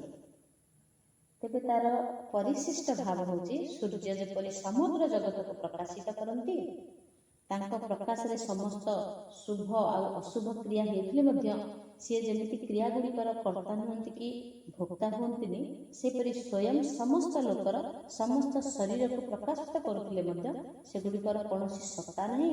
ତାଙ୍କର ସ୍ମୃତି ଦେଉଥିଲେ ମାନେ ସ୍ଫୁର୍ତ୍ତି ଦେଉଥିଲେ ମଧ୍ୟ ବାସ୍ତବରେ ସେ କିଛି କରନ୍ତିନି। କାହିଁକି ନା ସିଏ ନିର୍ଲିପ୍ତ, ସେ ଲିପ୍ତ ହୁଅନ୍ତି ନାହିଁ। ତାଠାରେ କର୍ତ୍ତୃତ୍ୱ ଭାବ ଆସେନି, ଭୋକ୍ତୃତ୍ୱ ଭାବ ଆସେନି। ଏହା କହିବାର ତାତ୍ପର୍ଯ୍ୟ କ'ଣ? ନା ପ୍ରକାଶକ ହେଲେ ମଧ୍ୟ ସ୍ୱୟଂଠାରେ ଅଭିମାନ ଆସେନି। ଯିଏ କିଛି କରିପାରେ ତା ଉପରେ କରିବାର ଦାୟିତ୍ୱ ଥାଏ। ପୁରୁଷ ଆଉ ପ୍ରକୃତିର ସହାୟତା ବିନା କିଛି କରିପାରୁନଥିବାରୁ ତା ଉପରେ କିଛି କରିବାର ଦାୟିତ୍ୱ ନଥାଏ। ଯେତେ ସୁଯୋଗ୍ୟ ଚିତ୍ରକାର ହେଲେ ବି ସେ ଯେମିତି ରଙ୍ଗ ତୁଳି ଯଦି ପାଖରେ ନାହିଁ ସେ କିଛି ଚିତ୍ର କରିପାରିବନି। ସେମିତି ପୁରୁଷ ଆଉ ପ୍ରକୃତି ବିନା କିଛି କରିହେବନି। ଯେତେବେଳେ ବ୍ରହ୍ମା ସୃଷ୍ଟି କଲେ ଚତୁଃସନଗଙ୍କୁ, ସେ କୌଣସି ପ୍ରଜା ସୃଷ୍ଟି କରିପାରିଲେନି। କାହିଁକି? ବିନା ନାରୀରେ କୌଣସି ସୃଷ୍ଟି ଅସମ୍ଭବ। ମନୁସତ୍ତ୍ୱକୁ ଆଧାର କରି এই ମାନବ ଏବଂ ପ୍ରକୃତି ପୁରୁଷଙ୍କର ସଂଯୋଗରେ ସୃଷ୍ଟି ହେଲା। ବ୍ରହ୍ମା ନିଜର ଶରୀରକୁ ଦିଭାଗ କରିଦେଲେ। ବାମ ଭାଗରୁ ନାରୀ ରୂପରେ ଆସିଲେ, ଦକ୍ଷିଣ ଭାଗରୁ ପୁରୁଷ ରୂପରେ ଆସିଲେ। ପୁନଃ ମିଳନରେ ପ୍ରକୃତି ପୁରୁଷରେ ସୃଷ୍ଟି ଆରମ୍ଭ ହୋଇଗଲା। ସମସ୍ତଙ୍କର ଅନୁଭବ ଯେ ଶରୀର ବିନା ଆମେ କିଛି କରିପାରିବାନି, ତେଣୁ କିଛି ନା କିଛି କରିବାରେ ଶରୀରର ଉପଯୋଗ କରୁଛେ। ଯଦି ଆମେ କିଛି ଦେଖିବାକୁ ଇଚ୍ଛା କରୁଛେ, ତେବେ ଆଖି ଆମର କି କାମରେ ଆସିବ? ଯଦି ଆମେ ଆଖି ଅଛି କିଛି ଦେଖିବାନି, କାନ ଅଛି କିଛି ଶୁଣିବାନି, ପାଟି ଅଛି କିଛି କହିବାନି, ତାହେଲେ ଆମର କିଛି ଉପଯୋଗ କରିପାରିଲେ କି ଶରୀରର? ନାହିଁ। ସ୍ଥୂଳ କ୍ରିୟା କଲେ ସ୍ଥୂଳ ଶରୀର ଉପଯୋଗ ହେବ। ଚିନ୍ତନ ଧ୍ୟାନ କଲେ ସୂକ୍ଷ୍ମ ଶରୀର ଉପଯୋଗ ହେବ। ସ୍ଥିରତା ବା ସମାଧିରେ ଆସିଲେ କାରଣ ଶରୀର ଉପଯୋଗୀ ହେବ। ଯାହାକି ଯୋଗୀମୁନି ଋଷିମାନେ ସମାଧି କରୁଥିଲେ। ଅହର୍ନିଶି ଜପ କରିବେ, ଜପ କରି କରି ଭଗବାନଙ୍କ ରୂପକୁ ସେ ଚିନ୍ତନ କରିବେ, ତାକୁ କୁହାଯିବ ଧ୍ୟାନ। ଧ୍ୟାନ ଯେତେବେଳେ ତାଙ୍କ ମନ ତଲ୍ଲୀନ ହୋଇଯିବ, ସାକାରରୁ ନିରାକାର ରୂପ ଆସିଯିବ, ସୂକ୍ଷ୍ମ ଶରୀରରେ ପ୍ରବେଶ କରିବେ, ସେତିକି ବେଳେ ସେ ସମାଧିରେ ରହିବେ। ସେତେବେଳେ ସେ ଶରୀର ଜ୍ଞାନ ଭୁଲିଯିବେ। ସେ କୌଣସି ବାହ୍ୟ ଜ୍ଞାନକୁ ଭୁଲି ଯାଆନ୍ତି। କେମିତି? ନା ପୃଥିବୀର ଜଳର, ଅଗ୍ନିର, ବାୟୁର ଏଇ ଯେଉଁ ପଞ୍ଚଭୌତିକ ବ୍ରହ୍ମାଣ୍ଡ ଦେଖାଯାଉଛି ବା ଏଇ ପଞ୍ଚଭୂତର ଶରୀର ଯେଉଁ ସାଧନ ଭୋଜନ କରୁଛି, ସେ ସମ୍ପୂର୍ଣ୍ଣ ଭାବରେ ଅଲଗା ହେଇଯାଆନ୍ତି। ତାଙ୍କ ମନ, ବୁଦ୍ଧି, ବିବେକ ଆଉ ଯେଉଁ ଅନ୍ତଃକରଣ ଚତୁଷ୍ଟୟ ଅଛି ସବୁ ଏକ ହେଇଯାଏ ଜୀବାତ୍ମା ସହିତ। ସେଇ ଜୀବାତ୍ମା ଯୁକ୍ତ ହୁଏ ପରମାତ୍ମାଙ୍କ ସହିତ। ସେତିକିବେଳେ ଯେ ସମାଧିରେ ସେ ଭୁଲିଯାଏ, ସେ କିଛି ଜାଣିପାରେନି। ଏଇଟା ଯେଉଁମାନେ ସାଧକ କେବଳ ସେଇ ରାଜ୍ୟକୁ ଯାଇପାରିବେ। କିନ୍ତୁ କିଛି ସମୟ ପାଇଁ ଯଦି ଦିନେ ଦିନେ ଲକ୍ଷ୍ୟ କରିଥିବା, 24 ଘଣ୍ଟା ଭିତରେ ଯଦି କେତେବେଳେ ମନ କେବଳ ସକାରାତ୍ମକ ଚିନ୍ତା କଲା ବା ପୂଜା କରୁଛେ, ଭଗବାନଙ୍କ ରୂପକୁ ଦେଖୁଛେ, ଦୀପ ଜଳୁଛି, ଧୂପ ଦେଇଛେ, ଫୁଲରେ ସଜେଇଛେ, ମନଟା ତାଙ୍କ ରୂପ ଦର୍ଶନ କରୁ କରୁ, ତାଙ୍କ ନାମ ଜପ କରୁ କରୁ ମାନେ ଦେହରେ ଗୋଟେ ଶିହରଣ ଆସିଯାଏ। ମାନେ ଗୋଟେ ଶରୀର ଭିତରେ ଗୋଟେ ଅପୂର୍ବ ଆନନ୍ଦ ଆସେ। କିଛି କ୍ଷଣ ବିଜୁଳି ମାରିକିରି ଯେମିତି ଚାରିଆଡ଼ ଅନ୍ଧକାରଟାକୁ କିଛି ସମୟ ପାଇଁ ଆଲୋକିତ କରିଦିଏ, କିଛି ସମୟ ପାଇଁ ଗୋଟେ ଆମେ ଅନୁଭବ କରୁ। ଶରୀରଟା ରୋମାଞ୍ଚିତ ହେଇଯାଉଥିବ, ଛାତିଟା କୋହଭରା ହେଇଯାଉଥିବ, କେତେବେଳେ ଆଖିରେ ଲୁହ ଆସିଯାଉଥିବ, କେତେବେଳେ ହସ ଆସିଯାଉଥିବ, ମାନେ ଅଧୀର ହେଇଯାଉଥିବ ଶରୀରର ସ୍ଥିତି। ସେମିତି ମନ ଖାଲି ଆନନ୍ଦରେ ଉଠୁଥିବ। ନା ସେତେବେଳେ ଘର ସଂସାର, ନା ସେତେବେଳେ କୌଣସି ବ୍ୟବସାୟ ବୃତ୍ତି, ନା ସେତେବେଳେ ଗୁଗୁଲ ମିଟ୍ କାର୍ଯ୍ୟକ୍ରମ ହେଉଛି ବୋଲି ଜଣାପଡ଼ିବ। କିଛି ସମୟ, ଯେଉଁ କିଛି ସମୟଟା ସାଧକମାନଙ୍କର ସେ ବହୁତ ଦିନ ପର୍ଯ୍ୟନ୍ତ ତାକୁ କଣ୍ଟିନ୍ୟୁ କରନ୍ତି। ସେଇ ସାଧନାଟାକୁ ସେ କେବଳ ମାନେ ନିତ୍ୟ ଆହାର, ନିତ୍ୟ ବିହାର, କେବଳ ସାତ୍ଵିକ ଉର୍ଜାରେ ସେମାନେ କ'ଣ କରନ୍ତି ନା ତାଙ୍କ ବିଚାରଧାରାକୁ ଅଧିକରୁ ଅଧିକ କରନ୍ତି। ଚିନ୍ମୟ ସତ୍ତା ବ୍ୟତୀତ ଅନ୍ୟ କେହି ନାହିଁ, କାରଣ ସତ୍ତା ହେଉଛି ଏକ, ତା ଛଡ଼ା କଦାପି ଦୁଇ ହେଇପାରିବନି। ତେଣୁ ଆମର କୌଣସି ସାଥିର ଆବଶ୍ୟକତା ନାହିଁ। ଏଇ ରୂପରେ ଯଦି ଆମେ କ୍ରିୟା କରୁଛେ ତାହେଲେ କର୍ତ୍ତୃତ୍ୱ ନ ହେଲେ ମଧ୍ୟ, ଅପ୍ରାପ୍ତ ବସ୍ତୁ ସହିତ ସମ୍ବନ୍ଧ ନ ହେଲେ ମଧ୍ୟ, ମାନେ କୌଣସି କାମନା ଆମର ନାହିଁ, ତାହେଲେ ପ୍ରାପ୍ତ ବସ୍ତୁ ସହିତ ଯଦି ସମ୍ବନ୍ଧ ନ ହେବ ତାହେଲେ ପ୍ରକୃତି ସହିତ ତାର ତାଦାତ୍ମ୍ୟ ରହିବନି। କ'ଣ ନା ତା ଭାବ ଆଉ ରହିବନି। ପ୍ରକୃତି ସାଙ୍ଗରେ ତାଦାତ୍ମ୍ୟ ନ ରହିଲେ ପ୍ରକୃତିରେ କ୍ରିୟା ହେଉଛି ସିନା, କିନ୍ତୁ କର୍ତ୍ତା ବା ଭୋକ୍ତା କେହି ନଥିବେ। ତାଦାତ୍ମ୍ୟ ମାନେ ଯୋଡ଼ି ହେବା, କୌଣସି ଭାବ ରଖିବା, ଏଇ ଭାବଟାକୁ ଅନୁଭବ କରାଯାଏ।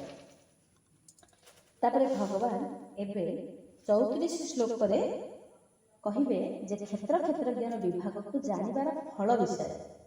ଏଇ ଫଳକୁ କେମିତି ଉପସଂହାର ସେ କରିବେ।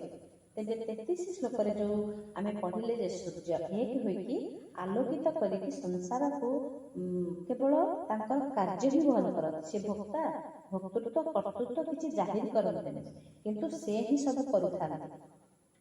ତେବେ ତାର ସୁନ୍ଦର ଓଡ଼ିଆର ରୂପାନ୍ତର ହେଇଛନ୍ତି ସମସ୍ତ ଦେହେ ବିଶ୍ରାମନ୍ତି ମାତ୍ର କ୍ଷୟ ନ ହୁଅନ୍ତି ଏହି ପରମ ଆତ୍ମା ଦେହେ ଅନାଦି ନିର୍ଗୁଣ ବୋଲାଏ କିଛି ଯେ ନ କରନ୍ତି ଏହି କାହିଁରେ ଲିପ୍ତ ନ ହୁଆଇ ଯେପରି ଆକାଶନନ୍ତ ସୂକ୍ଷ୍ମେ ପୂରିଛି ସେ ସର୍ବତ୍ର। ଆକାଶ ଭିତରେ, ଅନ୍ଧାର ଆକାଶ ଭିତରେ ଥରେ ଥରେ ମନକୁ ଶାନ୍ତ କରିବା ପାଇଁ ଏକା ବସିବେ। ସେଇ ଆକାଶ ଭିତରେ ଯିଏ ଯେଉଁ ଇଷ୍ଟଙ୍କୁ ଭଲ ପାଏ, କିଏ କୃଷ୍ଣଙ୍କୁ, କିଏ ରାମଙ୍କୁ, କିଏ ଶିବଙ୍କୁ, କିଏ ହନୁମାନଙ୍କୁ, କିଏ ଦେବୀ ମାଙ୍କୁ, ଯଦି ସେଇ ଭିତରେ ଚକା ଆଖି ମନେ ପଡ଼ିଗଲା, ତାଙ୍କର ସେଇ ସୁନ୍ଦର ହସ ସହିତ, ତାଙ୍କ ରଙ୍ଗା ଅଧର ସହିତ କେବଳ ଖାଲି ଚକା ଚକା ଡୋଳାରେ ନିଜ ମନକୁ ପ୍ରବେଶ କରିଦେବା। ତାଙ୍କ ନାକ ବସଣି ଲଗେଇଛନ୍ତି, ମୋତେ ସେ ହାତ ଟେକିକି କୋଳେଇ ନେବା ପାଇଁ ଇଚ୍ଛା କରୁଛନ୍ତି, ଆଉ ମୁଁ ମଧ୍ୟ ତାଙ୍କୁ ଦେଖିକି ଆନନ୍ଦ ବିଭୋର ହେଇଯାଉଛି। ଏଇ ଭାବନାଟାରେ ଯେତେବେଳେ ଭାବିଦେବା, ଲାଗିଲେ ବୋଧେ ଜଗନ୍ନାଥ ମହାପ୍ରଭୁ ମୋ ପାଖକୁ ପଳେଇ ଆସିବେ। କାହିଁକି ନା ବିଶାଳ ଆନନ୍ଦଟା ଶାନ୍ତ ଥାଏ ସମ୍ପୂର୍ଣ୍ଣ ଭାବରେ। ସେଇ ସମୟରେ ମନଟା ଗୋଟେ ଅଲଗା ପ୍ରକାର ଲାଗେ, ଅନୁଭବକୁ ଆଣିବେ। ଆହା କେଡ଼େ ସୁନ୍ଦର ତୁମର ସେ ରଙ୍ଗଧର, ଆହା କେଡ଼େ ସୁନ୍ଦର ତୁମର ସେ ରଙ୍ଗଧର, ରଙ୍ଗ ଧରୁ ଝରୁଛି, ରଙ୍ଗ ଧରୁ ଝରୁଛି ହସ ମଧୁର, ଆହା କେଡ଼େ ସୁନ୍ଦର ତୁମର ସେ ରଙ୍ଗଧର।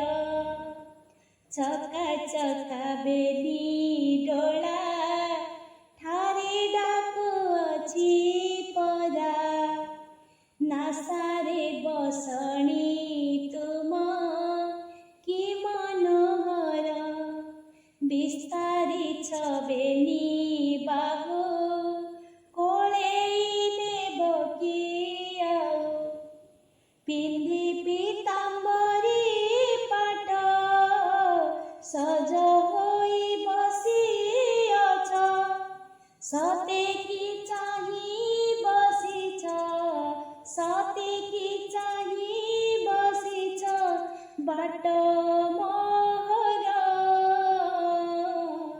ରଙ୍ଗ ଧରୁ ଝରୁଛି ହସ ମଧୁର, ଆହା କେଡ଼େ ସୁନ୍ଦର।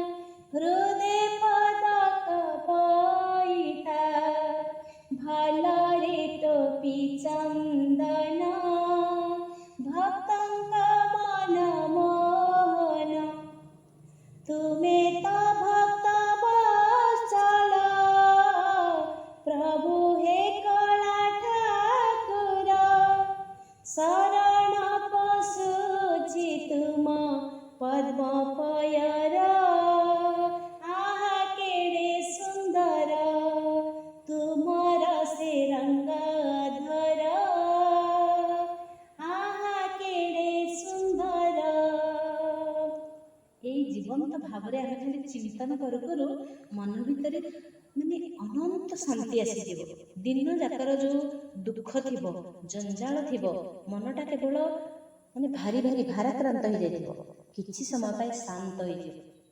ଏଇ ଶାନ୍ତ ମନରେ ଆମେ ଭଗବାନଙ୍କ ନାମ ଜପ କଲେ, ଭଗବାନଙ୍କର ରୂପ ଚିନ୍ତନ କଲେ ସେ ଆନନ୍ଦ ଭାବରେ ତାକୁ ଅନୁଭବ କରିପାରିବା। ଯେମିତିକି ଧଳା ବସ୍ତ୍ରରେ ଯେଉଁ ରଙ୍ଗଟା ପକେଇବା, ଧଳା ରଙ୍ଗ ପକେଇବା, ସେ ପୁରା ସମ୍ପୂର୍ଣ୍ଣ ଭାବରେ ଫୁଟିକି ବାହାରି ପଡ଼ିବ। କିନ୍ତୁ କଳା ରଙ୍ଗରେ ଯେମିତିକି ରଙ୍ଗ ସହିତ ସେ ମିଶିଯିବ, କିଛି ଦେଖାଯିବନି। ସେମିତି ଶରୀର ଭିତରେ ଆମର ଯେଉଁ ମନ ଲୁଚିକି ଅଛି, 10ଟାକ ଇନ୍ଦ୍ରିୟକୁ ବାନ୍ଧିକି ରଖିଛି, ମନ ଯଦି କଳା ହେଇଯାଇଛି, ନକାରାତ୍ମକ ହେଇଛି, ତାହେଲେ କ'ଣ ହବ ନା ଆମକୁ କେବଳ ଦୁଃଖ, ଶୋକ ବା କ୍ରୋଧ ବା ଜଞ୍ଜାଳ ଭାରାକ୍ରାନ୍ତ ଲାଗେ। କିନ୍ତୁ ମନଟା ଯଦି ଧଳା ହେଇଯାଇଛି, ମାନେ ସକାରାତ୍ମକ ଉର୍ଜାରେ ପୁରି ଯାଇଛି, ସେତେବେଳେ ଆମ ବିଚାରଧାରାଟା କେବଳ ପଜିଟିଭ ଥଟ୍, ସକାରାତ୍ମକ ଭାବରେ ଭଗବାନଙ୍କ ଚିନ୍ତନ କଲେ ଆନନ୍ଦ ହିଁ ଆନନ୍ଦ ଆସିବ। ତାପରେ 34 ଶ୍ଲୋକରେ କ୍ଷେତ୍ର କ୍ଷେତ୍ର ଜ୍ଞୟୋରେବ ମନ୍ତରଂ ଜ୍ଞାନ ଚକ୍ଷୁଷା ଭୂତ ପ୍ରକୃତି ମୋକ୍ଷଂ ଚ ୟେ ବିଦୁର୍ୟାନ୍ତି ତେ ପରମ୍। ଏବଂ ଏହି ରୂପେ ଯେ ଅର୍ଥାତ୍ ଯେଉଁମାନେ ଜ୍ଞାନ ଚକ୍ଷୁଷା, ଜ୍ଞାନ ଚକ୍ଷୁ ଦ୍ୱାରା କ୍ଷେତ୍ର କ୍ଷେତ୍ରଜ୍ଞୟ, କ୍ଷେତ୍ର ଏବଂ କ୍ଷେତ୍ରଜ୍ଞର ଅନ୍ତରମ୍ ଏଇ ବିଭାଗକୁ, ଚ ଅର୍ଥାତ୍ ତଥା, ଭୂତ ପ୍ରକୃତି ମୋକ୍ଷମ୍ ଏଇ କାର୍ଯ୍ୟକାରଣ ସମେତ ପ୍ରକୃତି ଠାରୁ ସ୍ୱୟଂ ପୃଥକ, ବିଦୁଃ ଯେଉଁମାନେ ଜାଣନ୍ତି, ତେ ଅର୍ଥ ସେମାନେ, ପରମ ଜାଣନ୍ତି ପରମାତ୍ମାଙ୍କୁ ପ୍ରାପ୍ତ ହୁଅନ୍ତି। ସାଧାରଣ ଅର୍ଥ ହେଲା ଏଇ ରୂପେ ଯେଉଁମାନେ ଜ୍ଞାନ ଚକ୍ଷୁ ଦ୍ୱାରା କ୍ଷେତ୍ର ଓ କ୍ଷେତ୍ରଜ୍ଞର ବିଭାଗକୁ ତଥା କାର୍ଯ୍ୟ କାରଣ ସମେତ ପ୍ରକୃତି ଠାରୁ ସ୍ୱୟଂକୁ ପୃଥକ ଅନୁଭବ କରନ୍ତି, ସେମାନେ ପରମାତ୍ମାକୁ ପ୍ରାପ୍ତ ହୁଅନ୍ତି। ଜ୍ଞାନ ମାର୍ଗ ବିବେକରୁ ଆରମ୍ଭ ହୁଏ, ବାସ୍ତବିକ ବିବେକ ବୋଧରେ ସମାପ୍ତ ହୁଏ। ବାସ୍ତବିକ ବିବେକ ହେଇଗଲେ ପ୍ରକୃତି ଠାରୁ ସମ୍ବନ୍ଧକୁ ବିଚ୍ଛିନ୍ନ ହୋଇକି ସ୍ୱତଃସ୍ଫୂର୍ତ୍ତ ଭାବରେ ପରମାତ୍ମାଙ୍କର ପ୍ରାପ୍ତି ହୁଏ ବୋଲି ଏଠାରେ କୁହାଯାଉଛି। ତେବେ ଶ୍ଲୋକଟିରେ କ'ଣ ପ୍ରଥମ ବାକ୍ୟର ବ୍ୟାଖ୍ୟା ଆମେ କେମିତି କରିବା? କ୍ଷେତ୍ର କ୍ଷେତ୍ରଜ୍ଞୟୋରେବ ମନ୍ତରଂ ଜ୍ଞାନ ଚକ୍ଷୁଷଃ। ସତ୍ ଅସତ୍, ନିତ୍ୟ ଅନିତ୍ୟ, କ୍ଷେତ୍ର କ୍ଷେତ୍ରଜ୍ଞ, ଏସବୁ ପୃଥକ ପୃଥକ ଜାଣିବାର ଗୋଟେ ନାମ। ଜ୍ଞାନ ଚକ୍ଷୁ ଦ୍ୱାରା, ଜ୍ଞାନ ଚକ୍ଷୁ ମାନେ କ'ଣ? ବିବେକ। ଏଇ କ୍ଷେତ୍ର ବିକାରୀ ହେଇଥାଏ, ଏହା କେବଳ ଏକ ଭାବରେ ରହେନି, ଆଜି ପ୍ରତି କ୍ଷଣରେ ହିଁ ବଦଳୁଛି, ପ୍ରତି ମୁହୂର୍ତ୍ତରେ ପରିବର୍ତ୍ତନ ହେଉଛି। ଏପରି କୌଣସି କ୍ଷଣ ନାହିଁ ଯେତେବେଳେ କି ଏହା ସ୍ଥିର ରହିବ। କିନ୍ତୁ ଯେଉଁ କ୍ଷେତ୍ରଜ୍ଞ କ୍ଷେତ୍ରରେ ରହିଛି, ଏହାକୁ ଆମେ ଜାଣୁଛେ ସେ ସର୍ବଦା ଅପରିବର୍ତ୍ତିତ ରହେ। ସିଏ କିଏ? ସେ ନା ଏଇ ପରମାତ୍ମା। ଏଇ ଯେଉଁ ଜୀବାତ୍ମା ଶରୀର ଭିତରେ ଅଛି, ସିଏ ବଦଳେନି, କିନ୍ତୁ ଆମେ ବଦଳି ଯାଉଛେ। ଆମର ପ୍ରତ୍ୟେକ କ୍ଷଣ ହିଁ ପରିବର୍ତ୍ତନ ହେଉଛି। କ୍ଷେତ୍ରଜ୍ଞରେ କେବେ ପରିବର୍ତ୍ତନ ହୁଏନି, ବି ହେବନି, କୌଣସି ଆଗକୁ ହବାର ବି ସମ୍ଭାବନା ନାହିଁ। କିନ୍ତୁ ଏଇଭଳି ଜାଣିବା ବା ଅନୁଭବ କରିବାକୁ ଜ୍ଞାନ ଚକ୍ଷୁ ଦ୍ୱାରା ବା ବିବେକ ଦ୍ୱାରା ଏଇ କ୍ଷେତ୍ର କ୍ଷେତ୍ରଜ୍ଞର ବିଭାଗକୁ ଆମେ ଜାଣିପାରିବା, ବୁଝିପାରିବା ଏବଂ ଅନୁଭବ କରିପାରିବା। ଏଇଟା ହେଲା କ୍ଷେତ୍ର କ୍ଷେତ୍ରଜ୍ଞୟ ଅନ୍ତରଂ ଜ୍ଞାନ ଚକ୍ଷୁଷା। ତାପରେ ଆସିଲା ଭୂତ ପ୍ରକୃତି ମୋକ୍ଷଂ ଚ ଯେ ବିଦୁର୍ ଯାନ୍ତି ତେ ପରମ୍। ବାସ୍ତବିକ ବିବେକ ବୋଧ ପ୍ରାପ୍ତି ହୋଇଗଲେ ଭୂତ ବା ପ୍ରକୃତିର ସମ୍ବନ୍ଧ ଛିନ୍ନ ହୋଇଯାଏ, ଅର୍ଥାତ୍ ପ୍ରକୃତିର ସମସ୍ତ କାର୍ଯ୍ୟରୁ ପ୍ରକୃତିର ସମ୍ବନ୍ଧ ଛିନ୍ନ ହୋଇଯାଏ। ପ୍ରକୃତିରୁ ସର୍ବଦା ଯେତେବେଳେ ସମ୍ବନ୍ଧ ଛିନ୍ନ ହୋଇଯାଏ, ଅର୍ଥାତ୍ ଠିକ୍ ଭାବରେ ପ୍ରକୃତି ଠାରୁ ନିଜର ଭିନ୍ନତାକୁ ଅନୁଭବ ହେଲେ ସାଧକ ପରମାତ୍ମା ତତ୍ତ୍ୱକୁ ପ୍ରାପ୍ତ ହୁଏ। ଯେଉଁ ଅବ୍ୟକ୍ତ ଉପାସକ ମାନେ ଅଛନ୍ତି, ଭଗବାନଙ୍କୁ ପ୍ରାପ୍ତ କରନ୍ତି ବା ଭଗବାନ ତାଙ୍କୁ କ'ଣ କହିଛନ୍ତି? ତେ ପ୍ରାପ୍ନୁବନ୍ତି ମାମେବ। ଏଇ କଥାକୁ ଏଇ ଅଧ୍ୟାୟରେ ଆଗାମୀ ଶ୍ଲୋକ ଯେଉଁ 18 ଅଧ୍ୟାୟ ଆସିବା ଆମର ମୁଖ୍ୟ ସନ୍ନ୍ୟାସ ଯୋଗ, ସେତିକି ବେଳେ ସେଇ ଶ୍ଲୋକ ସହିତ ଏଇ ଶ୍ଲୋକ ଜଡ଼ିତ। କେମିତି? ମଦଭାପାୟୋ ପପଦ୍ୟତେ। ଆଗାମୀ ଶ୍ଲୋକ ସହିତ ଏଇ ଶ୍ଲୋକର ଯତିପାତ ପଡ଼ିବ। ଜ୍ଞାନ ମାର୍ଗରେ ଦେହାଭିମାନ ହିଁ ପ୍ରଧାନ ବାଧା। ସେଇ ବାଧାକୁ ଦୂର କରିବା ନିମନ୍ତେ ଭଗବାନ ଏହି ଅଧ୍ୟାୟର ଆରମ୍ଭରେ କହିଲେ ଇଦମ୍ ଶରୀରମ୍। ପ୍ରଥମରୁ କହିଛନ୍ତି ଏହି ଶରୀର ଠାରୁ ନିଜର ବା କ୍ଷେତ୍ରଠାରୁ କ୍ଷେତ୍ରଜ୍ଞର ଭିନ୍ନତା ଅନୁଭବ କରିବା ପାଇଁ କହୁଛନ୍ତି। ମୋ ଶରୀର ରୂପକ କ୍ଷେତ୍ରରେ ଭଗବାନ କ୍ଷେତ୍ରଜ୍ଞ ରୂପରେ ଯେଉଁ ରହିଛନ୍ତି ଇଏ ହେଉଛନ୍ତି ଅଭିନ୍ନ। ଏହି ଅଭିନ୍ନ ଭାବରେ ପରମାତ୍ମାକୁ ଚିନ୍ତନ କରିବାକୁ ପଡ଼େ, କିନ୍ତୁ ଅପରିବର୍ତ୍ତିତ ଭାବରେ। ଯେହେତୁ କ୍ଷେତ୍ରଜ୍ଞ ନିଜେ ଅପରିବର୍ତ୍ତିତ, କ୍ଷେତ୍ର ମଧ୍ୟ ସେହି ଅନୁରୂପ ହେବା ଆବଶ୍ୟକ। ବର୍ତ୍ତମାନ ସେହି ବିଷୟ ଉପସଂହାର କରିବାକୁ ଯାଇ ଭଗବାନ କହୁଛନ୍ତି ଯେ ଠିକ୍ ଭାବରେ କ୍ଷେତ୍ରଜ୍ଞର ପାର୍ଥକ୍ୟ ଯଦି ଜାଣିଗଲେ କ୍ଷେତ୍ରଠାରୁ ସର୍ବଦା ସମ୍ବନ୍ଧ ଚିହ୍ନ ହୋଇଯାଏ। କ୍ଷେତ୍ରଜ୍ଞ ନିଜେ ପରମାତ୍ମାଙ୍କ ପ୍ରତି ବିମୁଖ ହୋଇ ତାଙ୍କଠାରୁ ଭିନ୍ନତାକୁ ସ୍ୱୀକାର କରେ। କ୍ଷେତ୍ରର ସମ୍ମୁଖ ହୋଇକି ତା ସହିତ ଏକତ୍ୱକୁ ସେ ସ୍ୱୀକାର କରେ। ଏଇଥିପାଇଁ ପରମାତ୍ମାଙ୍କ ସହିତ ଏକତ୍ୱ ଆଉ କ୍ଷେତ୍ରଠାରୁ ସର୍ବଦା ଭିନ୍ନ ଦର୍ଶାଇବାର ଆବଶ୍ୟକତା। ତେଣୁ ଭଗବାନ ଏହି ଅଧ୍ୟାୟର ଦ୍ୱିତୀୟ ଶ୍ଲୋକରେ କହିଥିଲେ କ୍ଷେତ୍ରଜ୍ଞ ଚାପି ମାଂ ବିଧି। କ୍ଷେତ୍ରଜ୍ଞର ପରମାତ୍ମାଙ୍କ ସହିତ ଏକତ୍ୱ ଥିବାରୁ ଏହି କ୍ଷେତ୍ରର ସମଷ୍ଟି ସଂସାର ସହିତ ଏକ ଅଛି। କ୍ଷେତ୍ରଜ୍ଞ ଆଉ ପରମାତ୍ମାକୁ ପୃଥକ ଦର୍ଶାଇବା ଉଭୟ ଗୋଟେ ଭକ୍ତିର ଉଦ୍ଦେଶ୍ୟ। ଭକ୍ତିରେ ଗୋଟେ ଅନ୍ତର୍ନିହିତ ଶକ୍ତି ଥାଏ। ସେ ଭଗବାନଙ୍କୁ କେତେବେଳେ ନିଜେ ଭଗବାନ ବୋଲି ଅନୁଭବ କରେ, ସେତେବେଳେ ଜ୍ଞାନ ହୋଇଯାଏ। କିନ୍ତୁ ମୁଁ ଭଗବାନଙ୍କ ଠାରୁ ଅଲଗା, ମୁଁ ଭଗବାନଙ୍କ ଠାରୁ ଅଲଗା ହେଲେ ସିନା ପୂଜା କରିବି। ମୁଁ ଯଦି ନିଜେ ଭଗବାନ ହେଇଯିବି, ମୁଁ କ'ଣ ନିଜେ ନିଜକୁ ପୂଜା କରିପାରିବି କି? ନାହିଁ। ତେଣୁ କ୍ଷେତ୍ରଜ୍ଞ ନିଜେ ପରମାତ୍ମାଙ୍କ ପ୍ରତି ବିମୁଖ ହେଲେ, ତାର ଭିନ୍ନତାକୁ ସ୍ୱୀକାର କଲେ, କ୍ଷେତ୍ରର ସମ୍ମୁଖ ହେଲେ ତାର ଏକତାକୁ ସେ ସ୍ୱୀକାର କରିପାରିବେ। ଧରାଯାଉ କୌଣସି ଗୋଟେ ଘର ଚାରିପାଖରେ କିଟିକିଟିଆ ଅନ୍ଧାର ହେଇଛି। ଯଦି କେହି କହିଦିଏ ଯେ ଏଇ ଘରେ ପ୍ରେତ ଅଛି କି ଏଇଠି ଗୋଟେ ସାପ ଅଛି, କିଛି ସମୟ ପାଇଁ ଲାଗିବ ଯେ ପ୍ରେତ ଅଛି, ଏଇଠି ଗୋଟେ ସାପଟେ ଅଛି, ତାକୁ ଭୟ ସୃଷ୍ଟି ହେଲା, ତାର ଗୋଟେ ଭ୍ରମ ଧାରଣା ହେଇଗଲା। କିନ୍ତୁ ଯଦି କୌଣସି ସାହସୀ ବ୍ୟକ୍ତିଟିଏ ଘର ଭିତରକୁ ପଶିଗଲା, ଆଲୁଅ ଦେଇଦେଲା, ଅନ୍ଧକାର ପଳେଇଲା, ନା ପ୍ରେତ ଭୟ ଅଛି ନା ସର୍ପ ଭୟ ଅଛି। ଅନ୍ଧାର ରାତିରେ ଚାଲିଲା ବେଳେ ମଣିଷ ଝୁଣ୍ଟି ପଡୁଛି, ଖାଲରେ ପଡ଼ିଯିବା ଭୟରେ ଧୀରେ ଧୀରେ ବି ଚାଲୁଛି। ତେଣୁ ପଡ଼ିଯିବାର ଯେଉଁ ଭୟ ସହିତ ତାର ସାପ ହଉ, ବିଛା ହଉ, ଚୋରଙ୍କ ପ୍ରତି ଭୟ ହଉ, ଭୟ ରହୁଛି କି ନାହିଁ? ଭୟ ରହୁଛି। କିନ୍ତୁ ଆଲୋକିତ ହେବା ମାତ୍ରେ ସବୁ ଭୟକୁ ଦୂର ହୋଇଯାଉଛି। ସେହିପରି ସର୍ବତ୍ର ପରିପୂର୍ଣ୍ଣ ପ୍ରକାଶ ରୂପରେ ପରମାତ୍ମାଙ୍କ ଠାରୁ ଯେତେବେଳେ ବିମୁଖ ହେଉଛେ, ଅନ୍ଧକାର ସ୍ୱରୂପ ଏହି ସଂସାରର ସ୍ୱତନ୍ତ୍ର ସତ୍ତା ଦେଖାଯାଏ। ନାନା ପ୍ରକାରର ଭୟ ବି ସନ୍ତପ୍ତ କରାଏ। କିନ୍ତୁ ବାସ୍ତବିକ ବୋଧ ପ୍ରାପ୍ତି ହେବା ପରେ ସଂସାରର ସ୍ୱତନ୍ତ୍ର ସତ୍ତା ରହେ। ସବୁ ଭୟ ଦୂରୀଭୂତ ହୋଇଯାଏ। କେବଳ ଯାହା ତାହା ହିଁ ଆମକୁ ଦେଖାଯାଏ। ଏକମାତ୍ର ପ୍ରକାଶ ସ୍ୱରୂପ ପରମାତ୍ମା ହିଁ ଅବଶେଷରେ ରୁହନ୍ତି। ତ ଅନ୍ଧକାର ଦୂର କରିବାକୁ ହେଲେ ଆଲୋକ ଆଣିବାକୁ ପଡ଼େ। ତେଣୁ ଭଗବାନଙ୍କୁ ଆମେ କ'ଣ ପ୍ରାର୍ଥନା କରୁଛେ? ଅସତୋ ମା ସଦ୍ଗମୟ ତମସୋ ମା ଜ୍ୟୋତିର୍ଗମୟ ମୃତ୍ୟୁର ମା ଅମୃତ ଗମୟ। ପ୍ରଭୁ, ମୃତ୍ୟୁ ପଥରୁ ଅମୃତ ପଦକୁ ନିଅ, ଅଜ୍ଞାନରୁ ଆମକୁ ଜ୍ଞାନାଲୋକକୁ ନିଅ, ଅସତ୍ ପଥରୁ ଆମକୁ ସତ୍ ପଥକୁ ନିଅ। ଶାନ୍ତି ପ୍ରାର୍ଥନା କରି ଦେବତାଙ୍କୁ ହାତ ଯୋଡ଼ି ବିନମ୍ର ସହିତ ଭଗବାନଙ୍କୁ ପ୍ରାର୍ଥନା କଲେ ସେ ଅଜ୍ଞାନ ଦୂର କରିବେ। ଅନ୍ଧକାର ଦୂର କରିବାକୁ ହେଲେ ଆଲୋକ ଆଣିବାକୁ ପଡ଼େ। ମାତ୍ର ପରମାତ୍ମାକୁ କେଉଁଠୁ ଆଣିବା ପାଇଁ ପଡ଼ିବ? ସେ ସମସ୍ତ ସ୍ଥାନରେ, କାଳରେ, ବସ୍ତୁରେ, ବ୍ୟକ୍ତିରେ, ପରିସ୍ଥିତିରେ ଇତ୍ୟାଦି ଇତ୍ୟାଦି ଯଥାବତ ପରିପୂର୍ଣ୍ଣ ଅଛନ୍ତି। ସେ କେଉଁଠି ନାହାନ୍ତି? ଯିଏ ସବୁଆଡ଼େ ଅଛନ୍ତି, ସେ କେଉଁଠି ନାହାନ୍ତି? ବାଲ୍ମୀକିଙ୍କ ଆଶ୍ରମକୁ ପ୍ରଭୁ ରାମ ଯାଇଥିଲେ। ପଚାରିଲେ, ପ୍ରଭୁ ହେ ମହାତ୍ମାନ କୁହନ୍ତୁ, ମୁଁ ବର୍ତ୍ତମାନ କେଉଁଠି ରହିବି? ବାଲ୍ମୀକି ଧ୍ୟାନରେ ରହିଲେ, ସ୍ମିତ ହାସ୍ୟରେ ପ୍ରଭୁଙ୍କ ମୁଖକୁ ଅବଲୋକନ କଲେ। କହିଲେ, ପ୍ରଭୁ ଆପଣ କେଉଁଠି ନାହାନ୍ତି? ଆପଣ କେଉଁଠି ନାହାନ୍ତି ଯେ ମୁଁ କହିବି ଆପଣ ଏଇଠି ରୁହନ୍ତୁ? ଅର୍ଥାତ୍ ସେ ପ୍ରତି ମୁହୂର୍ତ୍ତରେ ପରମାତ୍ମାକୁ ପ୍ରତି କ୍ଷଣରେ ପ୍ରତିଟି ଜାଗାରେ ଅନୁଭବ କରୁଥିଲେ। ତଥାପି ଯେହେତୁ ନରଲୀଳା କରିବା ପାଇଁ ଅବତୀର୍ଣ୍ଣ ହୋଇଥିଲେ, ତାଙ୍କୁ କହିଥିଲେ ତୁମେ 14ଟି ଜାଗାରେ ରହିବ। ସେଇ 14ଟି ଜାଗା ହେଉଛି ସେଇ ବନ ଭିତରେ ଥିଲା କେବଳ, ଏ ଶରୀର ଭିତରେ ଅଛି। ପ୍ରତ୍ୟେକ ଇନ୍ଦ୍ରିୟର କେଉଁ ଜାଗାରେ ରହିବା ଦରକାର, ମୋ ଆଖି କେଉଁଠି ପ୍ରବେଶ କରିବା ଦରକାର, ମୋ କାନ କେଉଁଠି, ମୋ ହାତ କେଉଁଠି, ପାଦ କେଉଁଠି, ଯେଉଁ ଜାଗାରେ ଆମେ ଭଗବାନଙ୍କୁ ଚିନ୍ତନ କରୁଛେ ସବୁ ଜାଗାରେ ଭଗବାନ ପରିପୂର୍ଣ୍ଣ ଭାବରେ ରହିପାରିବେ।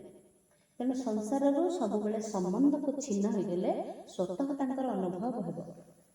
ସଂସାରରେ ରହିବା କିନ୍ତୁ ଆମ ମନ ଭିତରେ ସଂସାର ନ ରହୁ। ଆମକୁ ସଂସାର କର୍ମ କରିବା ପାଇଁ ଭଗବାନ ପଠେଇଛନ୍ତି, ଆମେ କର୍ମ କରିବା, କର୍ମକୁ ଛାଡ଼ିବାନି, କିନ୍ତୁ କର୍ମରଟା ଦାୟିତ୍ୱର ସହିତ ଆମର ନିଭେଇବାର ଅଛି। ଆମେ ମାଲିକ ନୁହଁ, ମାଲିକର ଜଣେ ଚାକର, ଚାକରର ଚାକର। ଏଇ ସେବ୍ୟ ସେବକ ଭାବ ଆସିଗଲେ ଭକ୍ତି ଜାଗ୍ରତ ହେବ। এই ଜ୍ଞାନଟା କେମିତି ପରିପୁଷ୍ଟ ହେବ ନା ଏଇ ଗୁଗୁଲ ମିଟ୍ ସତ୍ସଙ୍ଗ ମାଧ୍ୟମରେ। ତେବେ ପରିଶିଷ୍ଟ ଭାବରେ ଆମେ ଏହି ଶ୍ଲୋକର ସାରାଂଶ ଏତିକି ପାଇଲେ ଯେ କ୍ଷେତ୍ର ଆଉ କ୍ଷେତ୍ରଜ୍ଞର ବିଭାଗ ବା ପ୍ରଭେଦର ଜ୍ଞାନକୁ ଆମେ ବିବେକ ବୋଲି ବୁଝିଥାଉ। এই ବିବେକ ଯେଉଁ ସାଧକମାନେ এই ବିବେକକୁ ମହତ୍ତ୍ୱ ଦେଇକି କ୍ଷେତ୍ର କ୍ଷେତ୍ରଜ୍ଞର ବିଭାଗକୁ ଠିକ୍ ଭାବେ ଜାଣି ଯାଆନ୍ତି, ପ୍ରକୃତି ତାହାର କାର୍ଯ୍ୟ ଶରୀରକୁ ନିଜଠାରୁ ସମ୍ପୂର୍ଣ୍ଣ ଭିନ୍ନ ଅନୁଭବ କରନ୍ତି, ସେମାନେ ଚିନ୍ମୟ ପରମାତ୍ମା ତତ୍ତ୍ୱକୁ ପ୍ରାପ୍ତ ହୁଅନ୍ତି। ସେମାନଙ୍କ ଦୃଷ୍ଟିରେ ଏକମାତ୍ର ଚିନ୍ମୟ ତତ୍ତ୍ୱ ବିନା ଅନ୍ୟ କିଛି ନଥାଏ। ତେଣୁ ଭଗବାନ ଆମର 18 ଶ୍ଲୋକରେ ଆଲୋଚନା ହେଇଛନ୍ତି ମଦଭାବାୟ ଅପଦ୍ୟତେ। এই ପଦରେ ସଗୁଣ ପ୍ରାପ୍ତି କଥା କହିଥିଲେ ଏବଂ ଏଠାରେ ବର୍ତ୍ତମାନ କ'ଣ କହୁଛନ୍ତି ଯେ ବିଦୁର ଜାନନ୍ତିତେ ପରମ, এই ପଦରେ ନିର୍ଗୁଣ ପ୍ରାପ୍ତି କଥା କହିଲେ। ପ୍ରକୃତରେ ମଦଭାବ ଏବଂ ପରମ এই ପ୍ରାପ୍ତି ହେଉଛି ଏକ। ଆମେ ଜଳ, ପାଣି, ୱାଟର, ନୀର ସବୁ ଜିନିଷ ଜାଣୁଛେ। ସଂସ୍କୃତରେ କୁହାଯାଉଛି ଅଲଗା, ଇଂଲିଶରେ କହୁଛି ଅଲଗା, ଓଡ଼ିଆରେ କୁହାଯାଉଛି ଅଲଗା, କିନ୍ତୁ ଜଳ ତ ଜଳ ଗୋଟିଏ ରୂପ, କିନ୍ତୁ ନା ତାକୁ ଭାବଭଙ୍ଗୀରେ ଅଲଗା କରାଯାଉଛି। ଆମେ ବହୁତ ଥର ଉଦାହରଣ ଦେଇଛେ ଯେ ବାପା ଯେକୌଣସି କାର୍ଯ୍ୟରେ ଗଲେ ବାପାଙ୍କର ଭୂମିକା ପରିବର୍ତ୍ତନ ହୋଇଯାଏ। କର୍ମ ଅନୁସାରେ ତାଙ୍କୁ ସେଇ ଦାୟିତ୍ୱ ବା ସେଇ ପୋଷ୍ଟରେ ରହିକି ସେଇ କାମ କରିବାକୁ ପଡ଼େ, କିନ୍ତୁ ବାପା ତ ବାପା ଜଣେ ହେଇଥାନ୍ତି ନା। କୃଷି କ୍ଷେତ୍ରରେ କୃଷକ ହେବେ, ରୋଗୀମାନଙ୍କର ରୋଗ ଚିକିତ୍ସା କରିଲେ ଡାକ୍ତର ହେଇଯିବେ, ସେ ଯେତେବେଳେ ସ୍କୁଲରେ ପିଲାମାନଙ୍କୁ ଅଧ୍ୟାପନା କରିବେ ସେ ଜଣେ ଶିକ୍ଷକ ହେଇଯିବେ, କିନ୍ତୁ ବାପା ତ ବାପା ଜଣେ ହେଇଥାନ୍ତି ନା। କିନ୍ତୁ ତାଙ୍କୁ ରୋଲ ନେଇକି ଗୋଟିଏ ଗୋଟିଏ କାମ ତାଙ୍କର ଭୂମିକା ଅନୁସାରେ କାର୍ଯ୍ୟ କରିବାକୁ ପଡ଼ିଥାନ୍ତି। ସେମିତି ପରମାତ୍ମା ବି ତାଙ୍କର ଅନୁରୂପ। ତ ଭଗବାନ ଏଇ ଶ୍ଲୋକଟିରେ ସମ୍ପୂର୍ଣ୍ଣ ଭାବରେ ବୁଝେଇବାକୁ କହିଛନ୍ତି ଯେ କ୍ଷେତ୍ରଜ୍ଞର ଭାବ ଯେ ଜ୍ଞାନ ଚକ୍ଷୁରେ ଦେଖି ପ୍ରଭେଦ ବିଚାର କରେ, ସେ ଭୂତ ହେଉଛି ଜଡ଼ ପଦାର୍ଥ। ଏଇ ଜଡ଼ ପ୍ରକୃତି ଠାରୁ ଏ ଭାବକୁ ଜାଣି ପ୍ରକୃତି ଠାରୁ ଦୂରରେ ରହିଲେ ଆମେ ପରମ ପଦକୁ ଲାଭ କରିପାରିବା। ହେ ଭରତ ବଂଶ ଅର୍ଜୁନ କହୁଛି ମନ ଦେଇ ଶୁଣ, ଯାର କା ସଙ୍ଗେ ସଙ୍ଗ ନାହିଁ କାହିଁରେ ସେ ଲିପ୍ତ ନ ହୋଇ, ସେହି ପ୍ରକାରେ ପ୍ରତି ଦେହେ ନିର୍ଲିପ୍ତ ଭାବେ ଆତ୍ମା ରହେ। आहे भरत शुण तुहि सूर्य विश्वरे उदे होई, समस्त जगत व्यापन्ति काहिरे से लिप्त नुहन्ति, काहार पाप पुण्य पाई सूर्य जे भागी न हुआई, जे परि क्षेत्र आत्मा जेहि क्षेत्रंकु प्रकाशन्ति सेहि, क्षेत्रे भल मंद पाई क्षति जे दायी न हुआई, क्षेत्रज्ञ भावमान जे ज्ञान चक्षुरे दर्शन, हरिण प्रभेद प्रकार विचार करई मनर, भूतकु जड़ बोली कही जड़ प्रकृति ठारु सेहि, मुक्ति लभिबा निमित्तरे विधान जानन्ति जे नारे,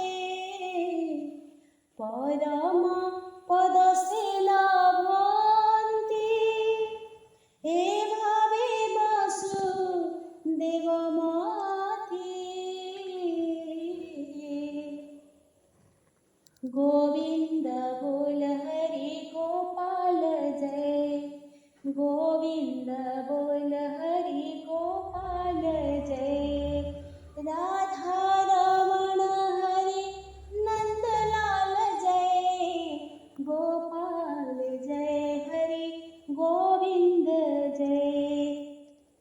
ओम तत्सदिति श्रीमद्भगवद्गीतासूपनिषत्सु ब्रह्मविद्यायां योगशास्त्रे श्रीकृष्णार्जुन संवादे क्षेत्रज्ञ विभाग योगो नाम त्रयोदशाध्यायः।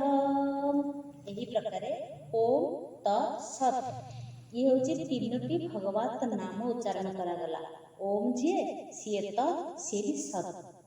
ଉଚ୍ଚାରଣ ପୂର୍ବକ ବ୍ରହ୍ମ ବିଦ୍ୟା ଯୋଗ ଶାସ୍ତ୍ରମୟ ଶ୍ରୀମଦ୍ ଭଗବଦ ଗୀତା ଉପନିଷଦ ରୂପକ ଶ୍ରୀକୃଷ୍ଣ ଅର୍ଜୁନ ସମ୍ବାଦରେ କ୍ଷେତ୍ରଜ୍ଞ ବିଭାଗ ଯୋଗ ନାମକ ତ୍ରୟୋଦଶ ଅଧ୍ୟାୟ ପୂର୍ଣ୍ଣ ହୋଇଗଲା।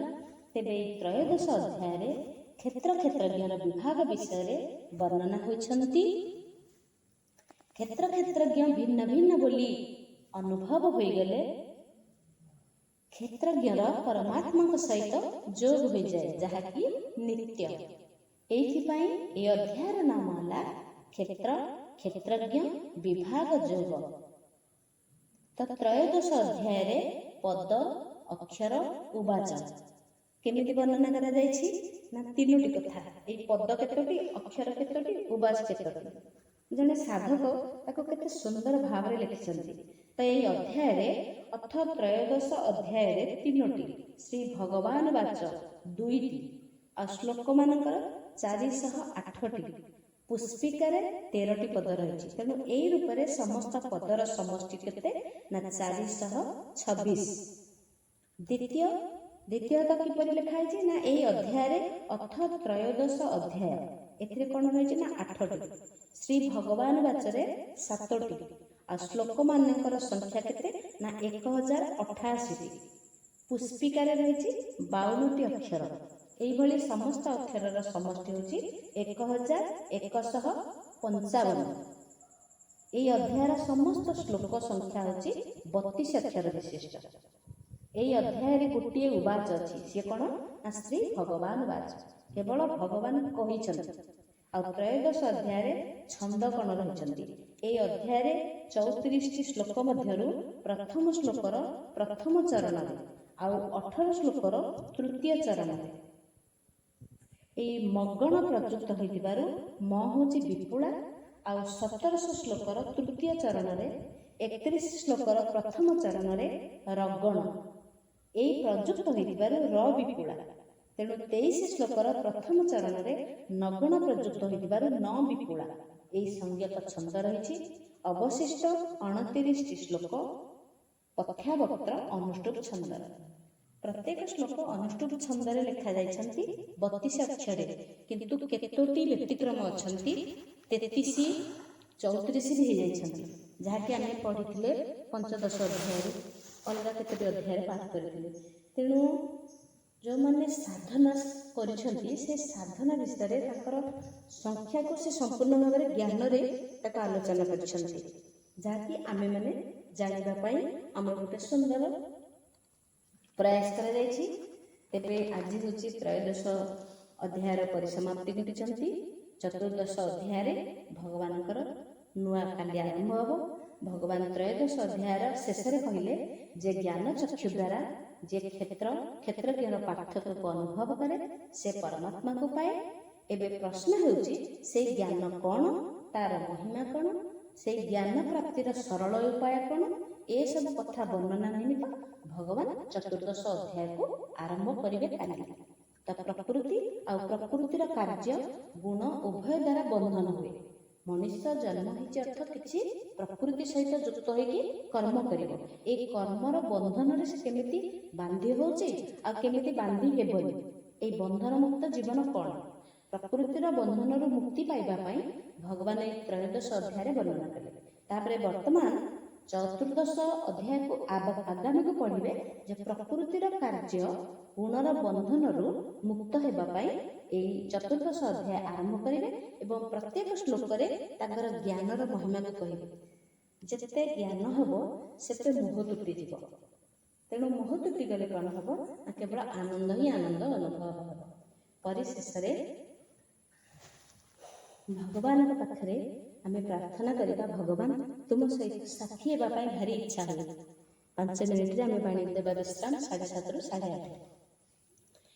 हे बंशीधर हे नंद कुमार हे नटवर हे दामोदर हे बंशीधर हे नंद कुमार हे नटवर हे दामोदर करी दे प्रिय सखा तोर, करी दे प्रिय सखा तोर, तोर सखा होइथिबी सदा तोते देखुथिबी, पासे पासे रहिथिबी संगे संगे खेलुथिबी, साथे धेनु चराइबी तोर, करी दे प्रिय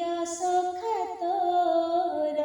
हे बंशीधर हे नंद कुमार हे नटवर हे दामोदर हे बंशीधर हे नंद कुमार हे नटवर हे दामोदर। କାଲି ଗୋଟେ କନକବାଳା ମା ଆମକୁ ଫୋନ୍ କରିଥିଲେ, କହିଥିଲେ ଗୁରୁଙ୍କର ଗୋଟେ ବନ୍ଦନା ବୋଲିବାକୁ। ତେଣୁ ଗୁରୁଙ୍କ ବନ୍ଦନା 2-3 ମିନିଟରେ ସାରିଦେବି। ତାପରେ ଆମର ଉପସ୍ଥିତ ଅଛନ୍ତି ପରୀକ୍ଷିତ ମହାରାଜ, ଗୋଟେ ଭଜନ ବୋଲିବେ। ଆପଣ ଟିକେ ତାଙ୍କୁ ସ୍ୱାଗତ କରିବେ ବୋଲି ଆଶା ଓ ବିଶ୍ୱାସ କରୁଛି।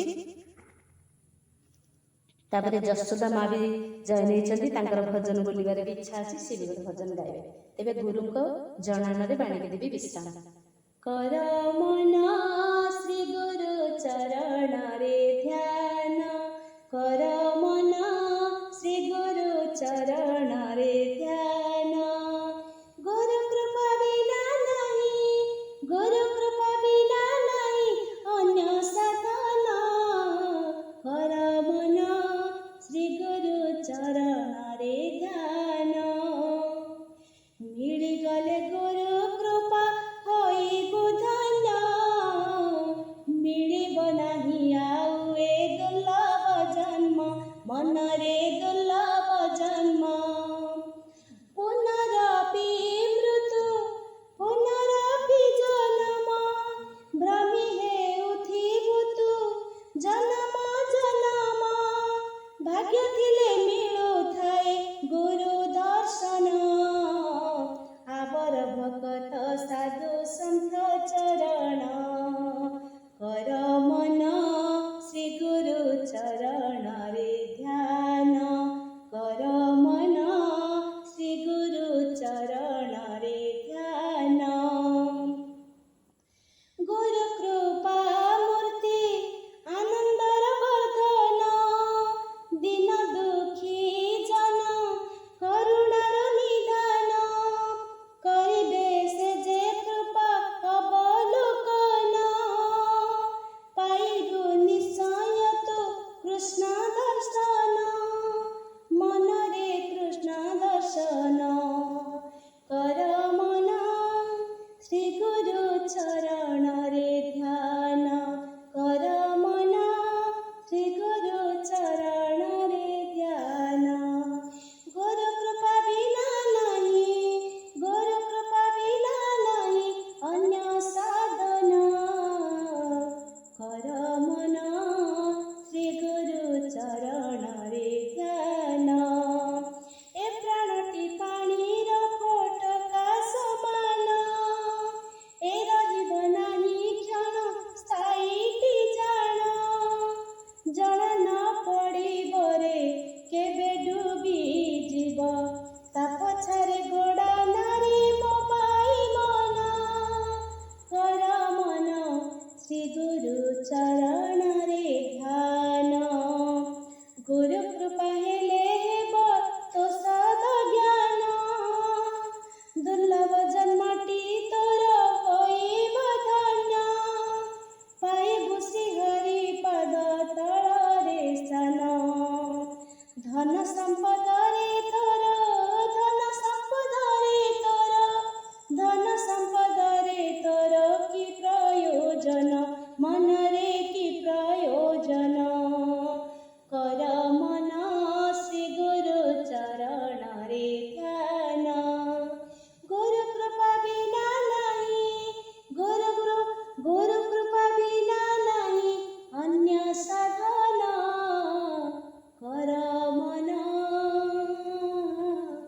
ଶ୍ରୀ ଗୁରୁ ଚରଣରେ ଧ୍ୟାନ।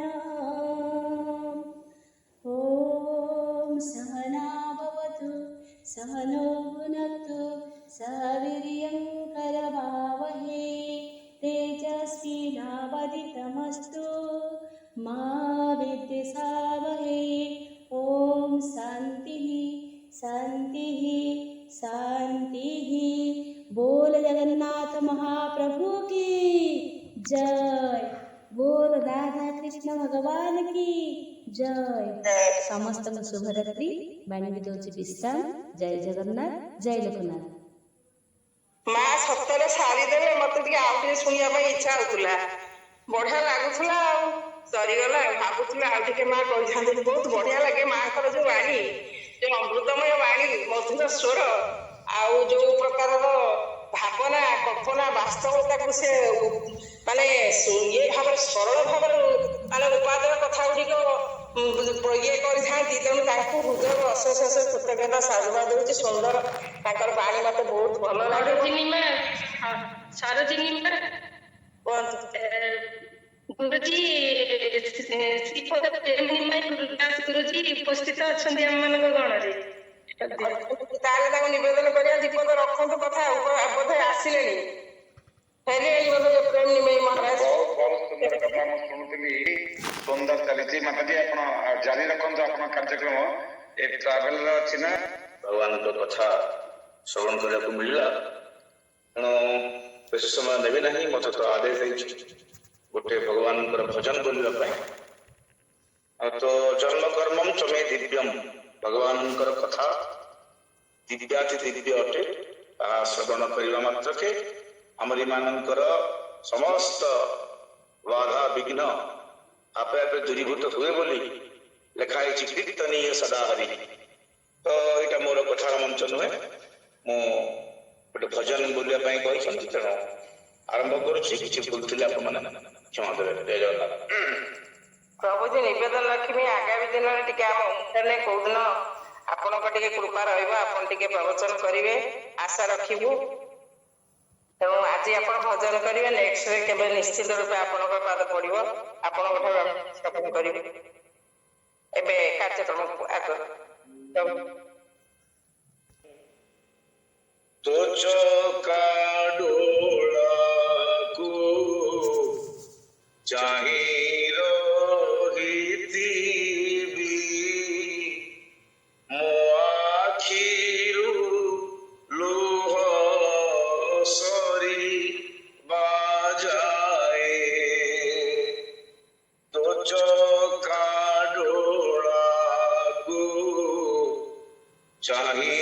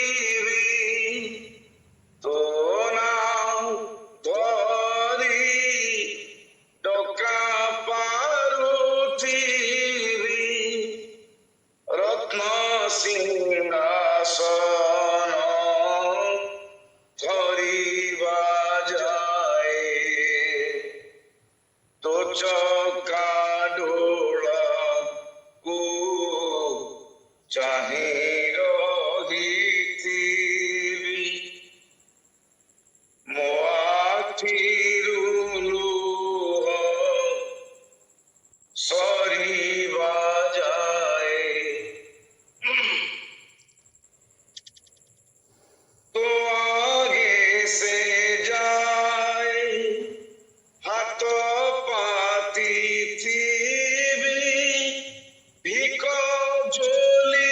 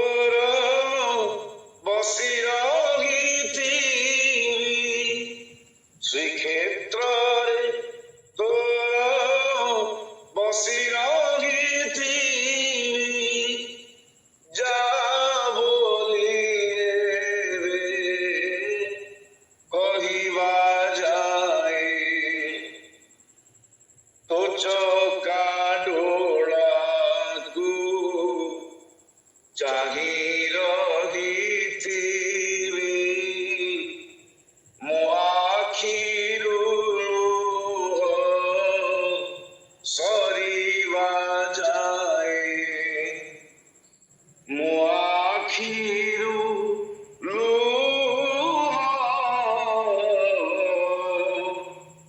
ସରିବା ଯାଏ। ଧନ୍ୟବାଦ, ପ୍ରଣାମ, ଜୟ ଜଗନ୍ନାଥ। ବହୁତ ସୁନ୍ଦର, ଏତେ ସୁନ୍ଦର ମଧୁର ସ୍ୱର।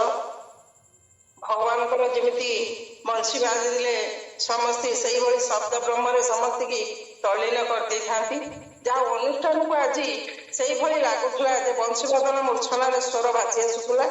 ଯାହା ହଉ, ଯୋଉମାନେ ଭଗବତ ପ୍ରେମରେ, ଯୋଉମାନଙ୍କର ଆଧ୍ୟାତ୍ମିକ ଶକ୍ତିରେ ଯୋଉମାନେ ରୂପାନ୍ତରିତ ହେଇଛନ୍ତି, ସେମାନଙ୍କ ପାଖରେ ସେଇ ଗୁଣ ନିଶ୍ଚିତ ରହିବ। ସେ ବହୁଗୁଣଧାରୀ, ପ୍ରତିଭାବାନ। ତେଣୁ ପ୍ରଭୁଜୀଙ୍କ ପାଦ ପଦ୍ମରେ ଅନନ୍ତ କୋଟି ପ୍ରଣାମ ସହିତ ସାଧୁବାଦ କୃତଜ୍ଞତା ଦଉଛି। ଆଜି ନିବେଦନ କରିବି, ଆମର କୃତଜ୍ଞତା ଦେବା ପାଇଁ ଅଛନ୍ତି ସନ୍ତୋଷ ଶରଣ ମହୋଦୟ ଉପସ୍ଥିତ ଅଛନ୍ତି। ନିବେଦନ କରୁଛି ଆଜି ମାଙ୍କୁ ଏବଂ ପରୀକ୍ଷିତ ମହାରାଜଙ୍କୁ ଆଉ ଅରୁନ୍ଧୁତୀ ମାଙ୍କୁ କୃତଜ୍ଞତା ଜ୍ଞାପନ କରିବା।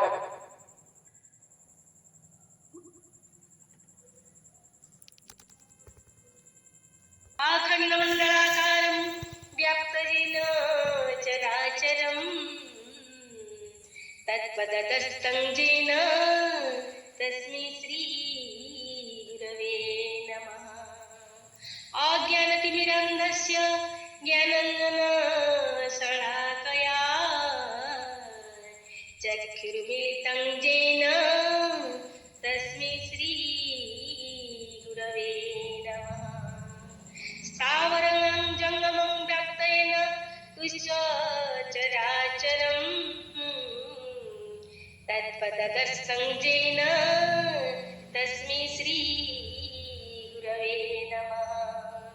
चिद्रूपेण परिव्याप्तं त्रैलोक्यं सचराचरं तत्पदं दर्शितं येन तस्मै श्रीगुरवे नमः। न गुरुरधिकं तत्त्वं न गुरुरधिकं तपः तत्त्वज्ञानात् परं नास्ति तस्मै श्रीगुरवे नमः। मन्मथः श्रीजगन्नाथ मद्गुरुः श्रीजगद्गुरुः मदात्मा सर्वभूतात्मा तस्मै श्रीगुरवे नमः। गुरुराद्यनादिश्च गुरुः परमदैवतं गुरोः परन्तरं नास्ति तस्मै श्रीगुरवे नमः। ब्रह्मानन्दं परमसुखदं केवलं ज्ञानमूर्तिं द्वन्द्वातीतं गगनसदृशं तत्त्वमस्यादिलक्ष्यम् एकनित्यविमलचरं सर्वाधि साक्षीभूतं भावातीतं त्रिगुणरहितं सद्गुरुत्वं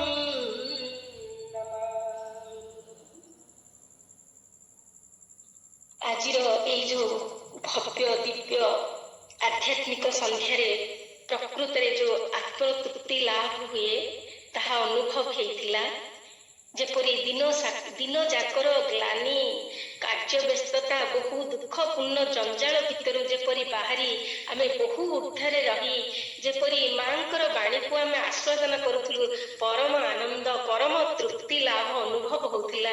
ସତେ ଯେପରି ମାନେ ଗ୍ରୀଷ୍ମର ସେଇ ଯୋଉ ଝାଳ ଦେହରେ ଥିଲେ ଯେପରି ତାହା ଥଣ୍ଡା ପବନରେ ସନ୍ଧ୍ୟା ସମୟରେ ଯେପରି ତାହା ଶୁଖି ଯାଇଥାଏ, ଠିକ୍ ସେହିପରି ଆଜି ସୁନ୍ଦର ସତ୍ସଙ୍ଗ ଯାହାକି ଅନୁଭବ ହଉଥିଲା, ସେଇ ମଳୟ ପବନ ମାଙ୍କର ସେଇ ଯୋଉ ବାଣୀରେ ଏତେ ମଧୁର ଥିଲା, ଏତେ ହୃଦୟ ସ୍ପର୍ଶୀ ଥିଲା, ଏତେ ମାଧୁର୍ଯ୍ୟ ଥିଲା, ଆଉ ଏତେ ଉପମା ଅଳଙ୍କାର ଯୁକ୍ତ ଥିଲା, ଯାହା ଅବର୍ଣ୍ଣନୀୟ, ଭାଷାରେ ହିଁ ବର୍ଣ୍ଣନା କରିହବନି। ପ୍ରକୃତରେ ସତେ ଯେପରି ଗୋଟିଏ ମା ଯେତେବେଳେ ଛୁଆଟି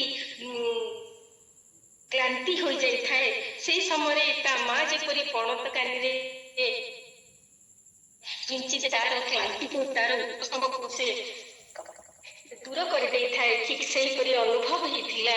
ଯେ ମା ତାଙ୍କର ଅମୃତମୟ ବାଣୀ, ଯୋଉ ଦିବ୍ୟ ବାଣୀ, ଆଲୋକର ପଥ ସୁନ୍ଦର ଭାବରେ ଦିଗ୍ଦର୍ଶନ ଦଉଥିଲେ, ତାହା ଅତ୍ୟନ୍ତ ଆମେ ଅନୁଭବ କରୁଛୁ ଯେ ଆମେ ଭାଗ୍ୟବାନ ନିଜକୁ ମନେ କରୁଛୁ।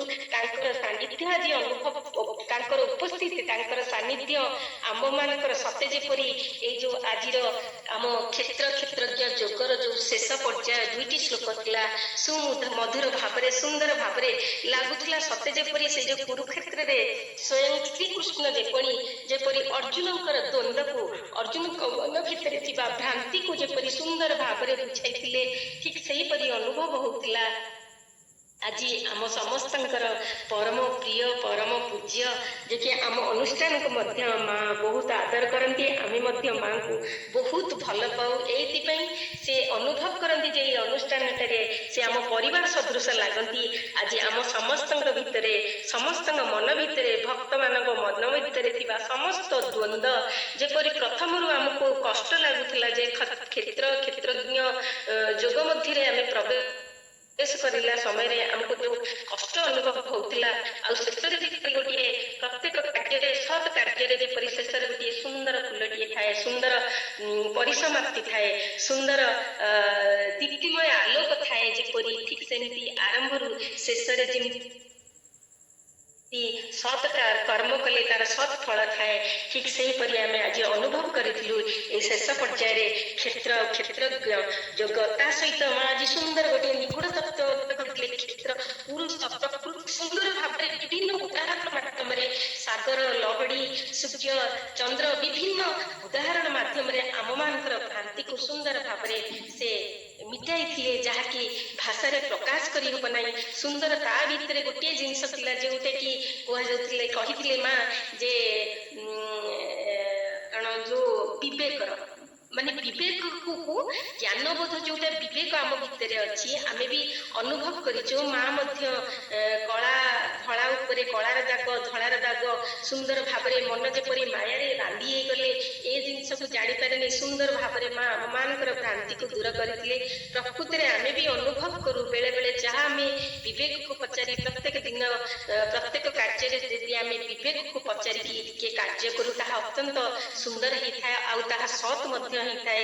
କାରଣ ଆମେ ଏହା ଜୀବନଚର୍ଯ୍ୟାରେ ମଧ୍ୟ ଅନୁଭବ କରିଛୁ। ବେଳେ ବେଳେ ଆମ ଭିତରେ କେହି ଜଣେ ରହି କହେ, ନା ନା ଅନ୍ଧ ଲୋକ ଟିକେ ଠେଲ ନା, ଅନ୍ଧ ଲୋକଟିକୁ ହାତ ଧରିଥାଏ, ପ୍ରକୃତରେ ତାହାର ବିବେକରୁ ହିଁ ଆସି ଥାଏ। ସୁନ୍ଦର ଭାବରେ ବୋଧଗମ୍ୟ କରିଥିଲେ ତାଙ୍କର ସୁଲଳିତ କଣ୍ଠରେ। ପ୍ରକୃତରେ ଶେଷରେ ମାଙ୍କ ମୁଖରୁ ଏହା ମୋର ଅନୁରୋଧ ଥିଲା, ମଧ୍ୟ ମାଙ୍କ ପାଖରେ ଅଳି ଥିଲା ଯେ କର ମନ ଶ୍ରୀ ଗୁରୁଚରଣରେ ଧ୍ୟାନ, ଯାହା ନିତ୍ୟାନ୍ତ ଆବଶ୍ୟକ ବ୍ୟକ୍ତି ଜୀବନରେ। ପ୍ରଭୁଙ୍କୁ ପ୍ରକୃତରେ ଏହି ଗୁରୁଙ୍କ ମାଧ୍ୟମରେ ହିଁ ଆମେ ଅନୁଭବ କରୁଛେ, ପ୍ରଭୁଙ୍କର ସାନ୍ନିଧ୍ୟ ପାଇଛେ।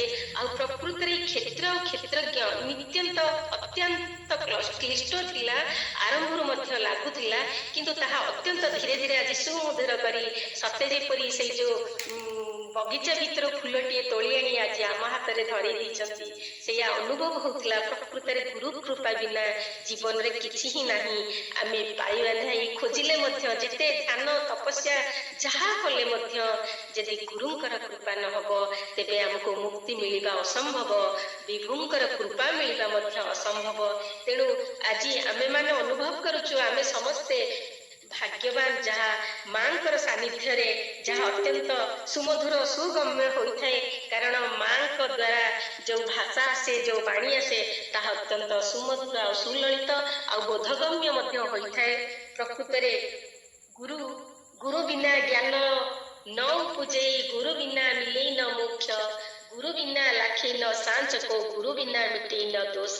ପ୍ରକୃତରେ ଗୁରୁଙ୍କ ବିନା ଜ୍ଞାନ ପ୍ରାପ୍ତି ହୋଇପାରିବ ନାହିଁ, ଗୁରୁ ବିନା ମୋକ୍ଷ ମଧ୍ୟ ମିଳିବ ନାହିଁ, ଗୁରୁଙ୍କ ବିନା ଆମେ ସତ୍ୟର ଦର୍ଶନ କରିପାରିବା ନାହିଁ। ତେଣୁ ଗୁରୁଙ୍କର ବିନା ମନୁଷ୍ୟ ଉଦ୍ଧାର କେବେ ହେଇପାରିବ ନାହିଁ। ଆଜି ଯାହା ଅରୁନ୍ଧତୀ ମା ତାଙ୍କର ସାନ୍ନିଧ୍ୟରେ, ତାଙ୍କର ଉପସ୍ଥିତିରେ, ତାଙ୍କର ସେଇ ଯୋଉ ବାଣୀ ମାଧ୍ୟମରେ ପ୍ରକୃତରେ ଯେପରି ଅମୃତ ମା ପ୍ରକୃତରେ ଯେପରି ଗୋଟିଏ ଶିଶୁ ପରିପୁଷ୍ଟ ପାଇଁ ତାର ବକ୍ଷ ଦେଶରୁ ନିଜର କ୍ଷୀର ପ୍ରଦାନ କରି ତାକୁ ପରିପୃଷ୍ଟ କରାଇଥାନ୍ତି, ଠିକ୍ ସେହିପରି ଆଜି ଅନୁଭବ ହେଉଥିଲା ଆମ ସମସ୍ତଙ୍କ ସାନ୍ନିଧ୍ୟରେ ରହି ଆଜି ମା ଆମକୁ ତାଙ୍କର ଅମୃତମୟ ସେହି ସୁନ୍ଦର ବାଣୀକୁ ଆମ ଭିତରେ ଭରିଦେଇ ଆମକୁ ପ୍ରକୃତରେ ଭଗବତର ଉପଯୁକ୍ତ ଦିଶା ଆଲୋକର ପଥକୁ ଆମ ହାତରେ ଧରି ଦେଇଛନ୍ତି। ମାଙ୍କୁ ଯେତେ ବି କଣ କୃତଜ୍ଞତା ଦେବି, ମୁଁ ମାଙ୍କ ନିକଟରେ ଶିର ଝୁକେଇକି ନମନ କରୁଛି, ପ୍ରଣାମ କରୁଛି, ତାଙ୍କର ଆଶୀର୍ବାଦ ଭିକ୍ଷା କରୁଛି। ସେ ଆମ ଉପରେ ସଦୟ ହୁଅନ୍ତୁ, ଆଶୀର୍ବାଦ କରନ୍ତୁ, ଆମେ ତାଙ୍କୁ ଅନୁକରଣ କରୁ, ଅନୁସରଣ କରୁ, ତାଙ୍କର ବାର୍ତ୍ତାରେ ଆମେ ପ୍ରେରିତ ହଉ ଆଉ ଭଗବାନଙ୍କର ପ୍ରାପ୍ତି ଅନୁଭବ କରୁ। ଏହା ମୋର କାମ୍ୟ। ତା ସହିତ ମୁଁ ଏତିକି କହିବି ଯେ ଆଜି ପ୍ରବୀର ଗୁରୁଜୀ ମଧ୍ୟ ସେଇ କଥା ଆରମ୍ଭରୁ କହିଥିଲେ ଯେ ସେଇ ଯୋଉ ପରମ ପିତାମାତା ଯିଏ ଆପଣଙ୍କର ଜନ୍ମଦାତା ଜନ୍ମଦାତ୍ରୀ, ତାଙ୍କୁ ମୁଁ ଶତକୋଟି ପ୍ରଣାମ ଜଣାଉଛି। ଆପଣଙ୍କ ସଦୃଶ ଏତେ ସୁନ୍ଦର ସୁମହକ ଆଉ ଭଗବତ ଅଭିମୁଖୀ ମାର୍ଗୀର ଜଣେ ସନ୍ତାନକୁ ଏଇ ଧରାପୃଷ୍ଠକୁ ଆଣି ଚତୁର୍ଦିଗ ଆଜି ଆଲୋକିତ କରିଦେଇଛନ୍ତି ଆଉ ସମସ୍ତଙ୍କୁ ଆଜି ନିଜେ ଉଦ୍ଧାର ହେବା ସହିତ ସମସ୍ତଙ୍କ ହାତ ଧରି ଆମକୁ ମୁକ୍ତିର ବାଟ ଦେଖେଇଛନ୍ତି।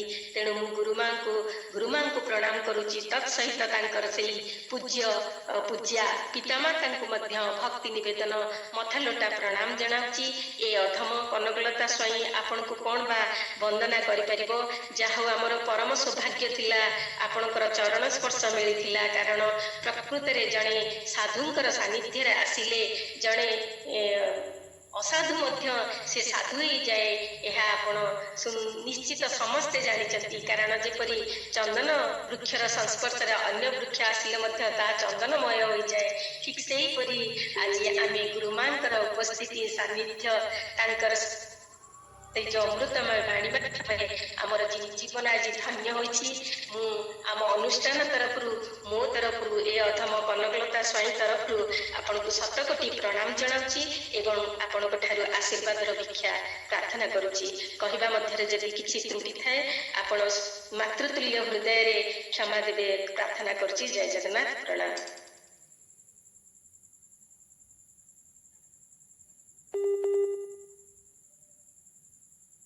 କନକଲତା ମା ସୁନ୍ଦର ଭାବରେ ଆଜି ଯାହା କୃତଜ୍ଞତା ଦେଇଛନ୍ତି, ହୃଦୟରୁ ଅଶେଷ ଅଶେଷ କୃତଜ୍ଞତା ଦଉଛି। ଆଉ ଯମୁନା ମା କିଏ ଯଦି ଗାଇବେ ଗାଆନ୍ତୁ। ଏବେ ନିବେଦନ କରୁଛି ସବିତା ମା କାର୍ଯ୍ୟକ୍ରମକୁ ଆଗକୁ ନେବେ। ଯମୁନା ମା ଯଦି ଗାଇବେ ଟିକେ ଗାଆନ୍ତୁ, ଆମେ ଶ୍ରବଣ କରିବୁ। ତାପରେ ସବିତା ମା କାର୍ଯ୍ୟକ୍ରମକୁ ଆଗେଇବେ। ଯମୁନା ଗାଇ ନାହାନ୍ତି। ଆଜ୍ଞା ମା, ଆଜ୍ଞା।